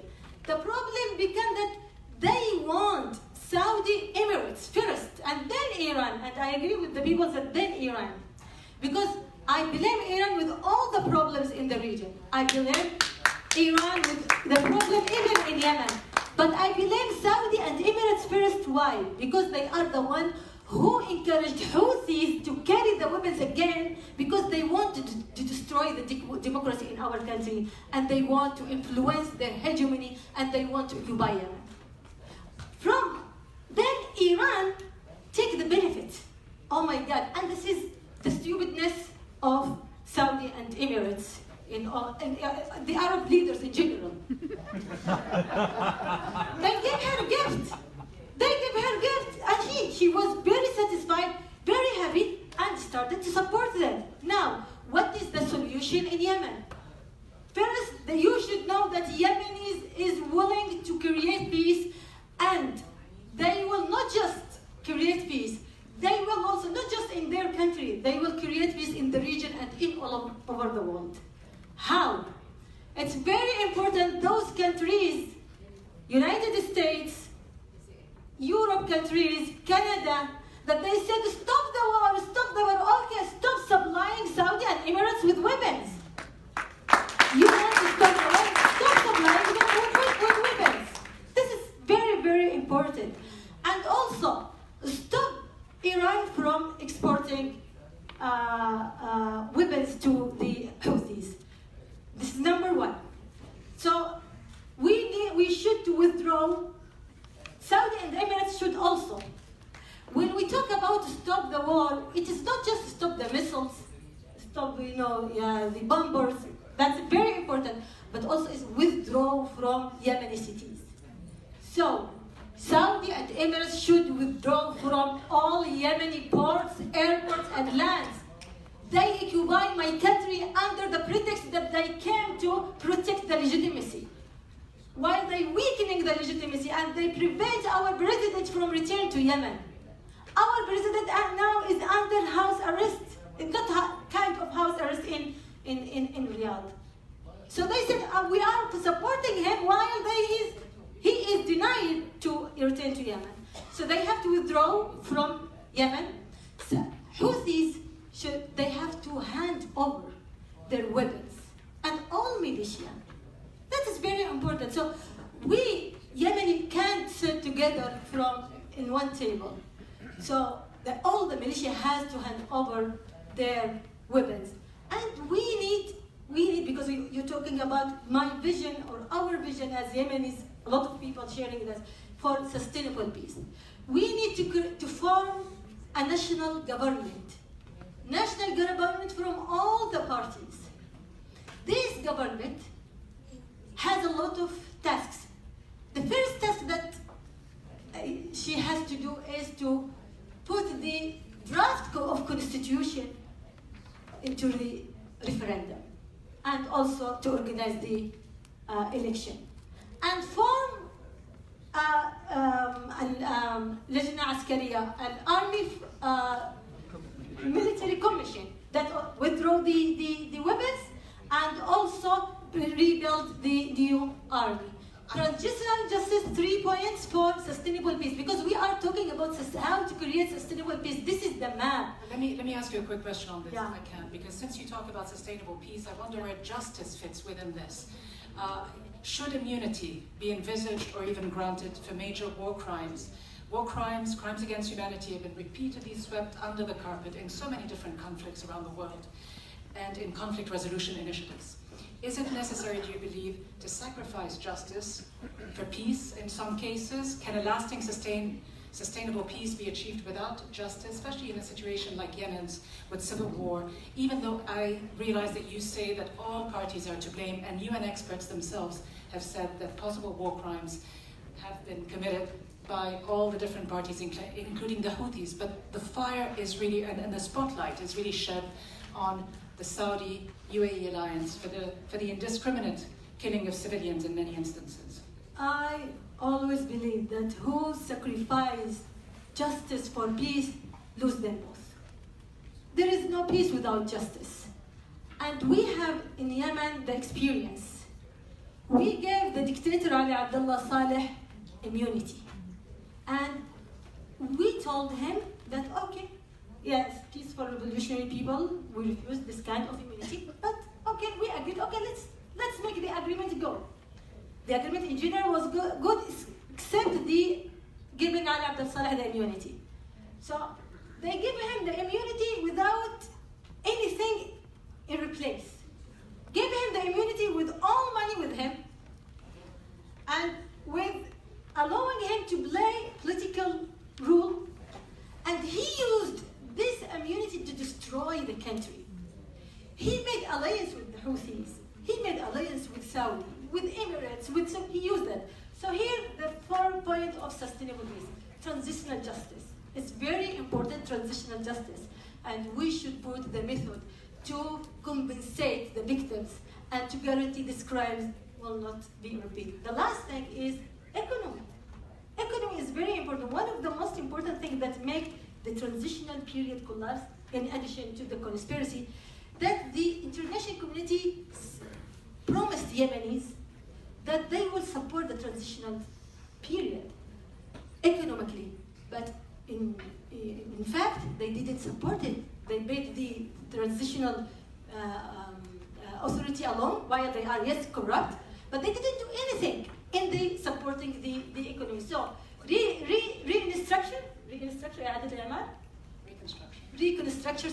reconstruction, and compensate Yemen. This is very important. Now, compensating Yemen with all the,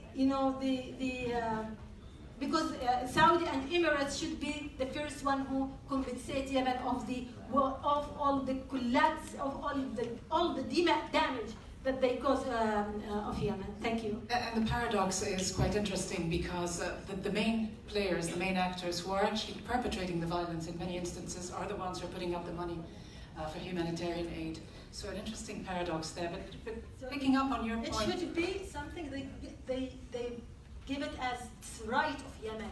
It's not just gift or just. But who gives it? That's the issue. To you, Shireen Abadi, who can compensate Yemen for what has happened, the destruction that has taken place? And I know you've been very critical, obviously, of the Iranian government, who you say seeks to export the revolution in many different places of the Middle East. You also mentioned that blame can be spread all around. You did mention the responsibility of the UAE and Iran, but can the actions of either side really be equated when you've got that sort of targeted killings of civilians, school buses, funerals, weddings, hospitals? And the other point I want to ask you about is, were you today an international prosecutor? Who would you like to see in the dock? What form of justice do you believe would be best for Yemen's stability and social cohesion when the guns are silenced? ببینید وقتی که ما میگیم جبران خسارت، این خیلی ایدئاله که کشورهای متجاوز مثل عربستان و امارات و ایران و حتی آمریکا به خاطر فروش اسلحه بیاد خسارت بده. So when we speak about compensation, well, it's very easy to say countries like Saudi Arabia, the Emirates, Iran, and also America for having sold weapons should compensate. اما مسئله مهم مکانیزم حقوقیشه. آیا مکانیزم حقوقی وجود داره در زمینه که بشود یک کشوری رو محکوم کرد؟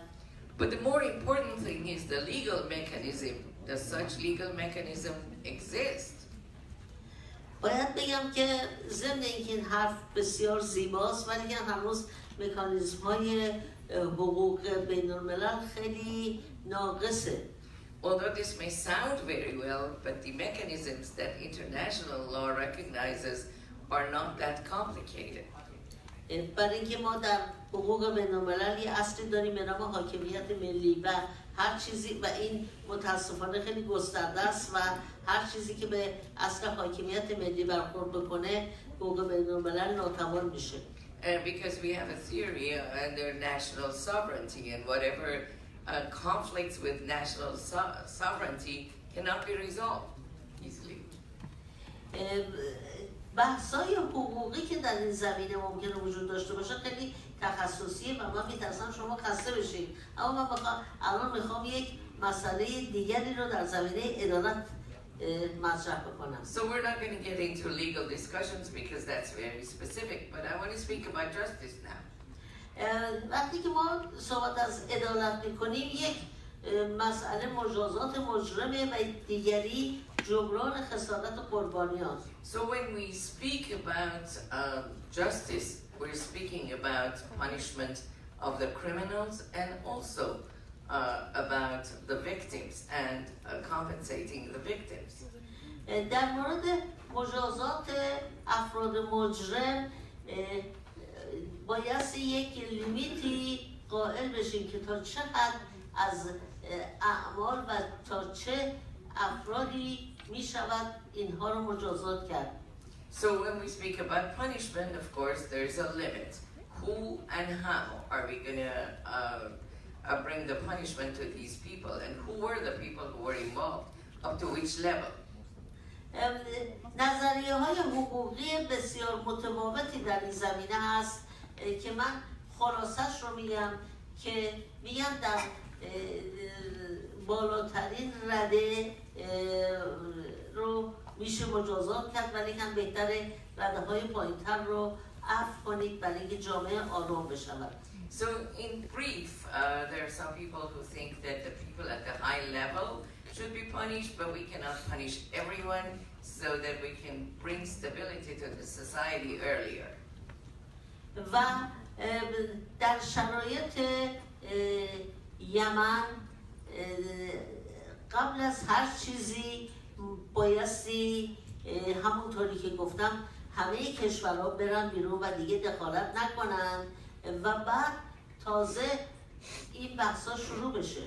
So regarding Yemen, all of the countries have to leave, and once they're gone, we're going to have to speak about justice.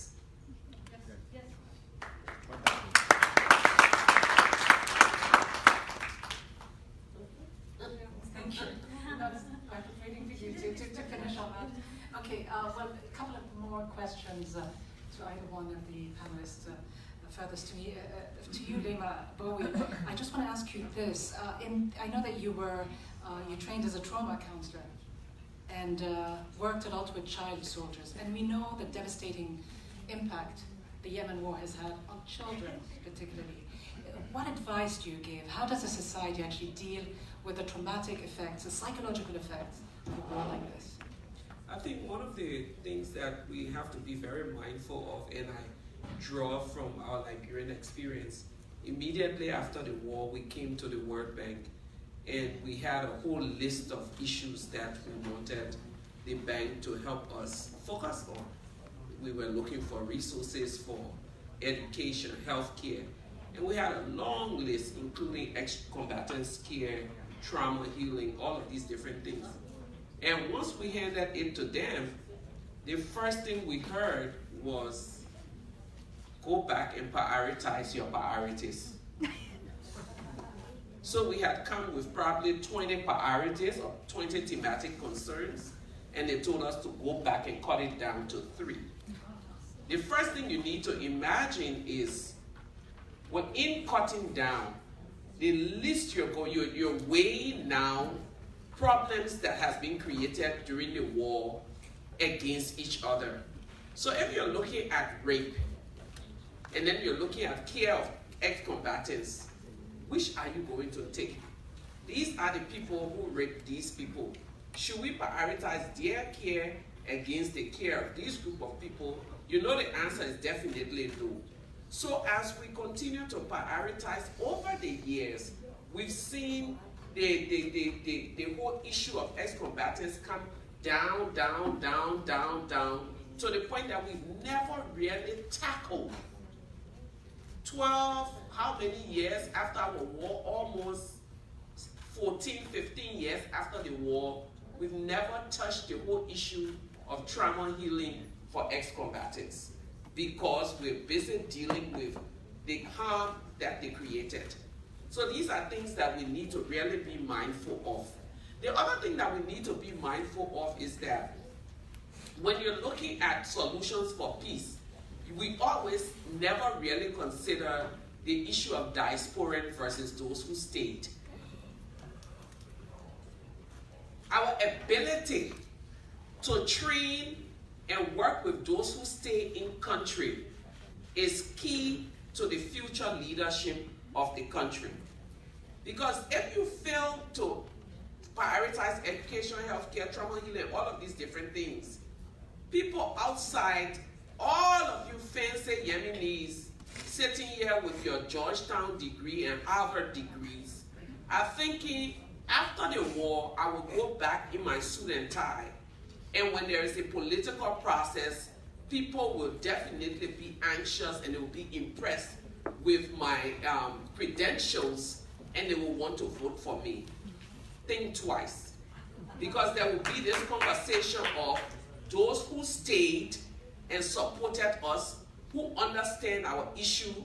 And then, so if they're choosing a leader who is half educated versus a leader who is educated, but if this half-educated person is the person in their opinion who stayed and understand their issue, they're definitely going to be voting for that person. So in terms of dividing or trying to find solution, let's prioritize those in their trainings, job market, what else can you do for them, education. The other thing that I want to talk about is nation building.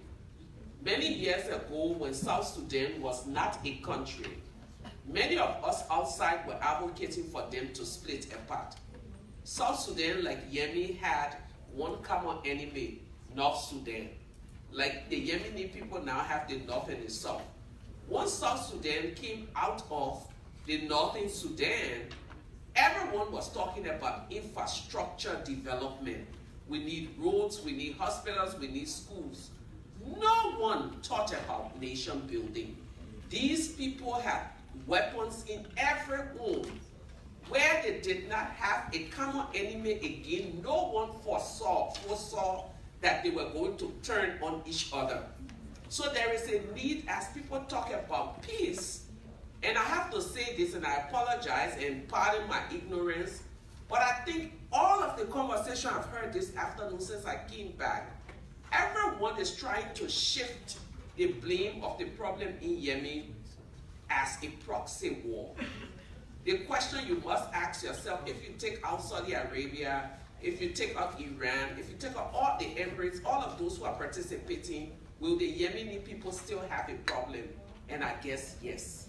So as we consider proxy war, let's also consider how do we as Yemeni take responsibility, those in country, those in the diaspora, because it's only by seeing clearly that you all will be able to start that dialogue that will lead to nation building. Very interesting thoughts here, Lehman Bowie. I will put that to Tawakkul Karman, but just in a second or two because we are wrapping up. I'm sorry that we weren't able to open the floor to questions, but your thought, Jody Williams, because as you just heard here your colleagues say, we look at outside forces, but we should also look internally. Internationally, I know you know one thing or two about international campaigns with impact. What needs to happen to really bring this issue to the fore, to the consciousness of the global community? I mean, could you think of starting a campaign of let's stop the Yemen war? What sort of campaign can you think of? Tawakkul would have to lead that one, logically. What do you think needs to happen, in a nutshell? I mean, meetings like this, conferences like this, discussions like this in the US, so people really begin to understand what's happening and the role of our country in it. Fighting very hard to get people from Yemen here to talk about what they're living. The panel of all women, which I really appreciated, by the way, talked about that a lot, that it was really difficult to not, have people from Yemen to come and tell their own story. That's critical. The survivors, in my campaign, it was the survivors who were powerful advocates, and those living through the crisis, those struggling, the women struggling to keep their communities alive should be here telling people. They should be talking in Congress, all the things we know. So much more talking and acting. So to you finally, Tawakkul Karman, as we wrap up in the last minute or so, how much can Yemenis on their own, left to their own devices, actually solve this problem? They will. Yemeni people can create peace, can build peace, sustainable peace, but the foreigners should take their hands from our country. And I want to say the final words that Yemen is facing, like another Arab Spring countries, an ugly counter-revolution. We are paying the price, high price, for gaining our freedom, democracy, and rule of law. We will not give up. So with all this war that happens as a result of the counter-revolution, Yemeni people will not give up. Yemeni people knows very well what is the meaning of revolution. This war is kind of the counter-revolution, and one day, very soon, we will win. On this positive note, Tawakkul Karman, thank you very much, Lehman Bowie, Shireen Abadi, and Jody Williams. Thank you all very much indeed. Before we go, just a few words in closing. First of all, I want to thank all the people who put this together. You cannot imagine what this took and how fast we did it. And so from the Tawakkul Karman Foundation, Tel Vitale, Mani Lofty, and Maya Al-Jazara, sorry if I said those names terribly, and from the Center on National Security, Julia Tedesco, Jennifer Indig, and all of the students who helped us out, and most of all, Ibrahim Katabi. A few takeaways I just want to have you have on your mind. These are the words that should come to mind when you think about this conference in addition to all these wonderful people. Number one, pessimistic optimism. Think about that one. We can come back in a year and talk about it, but it's one of the takeaways. Number two, justice versus security. Can't we have both? Number three, the role of women. And last but not least, and it's what I want you to go home with, the children. This is about the children now and tomorrow.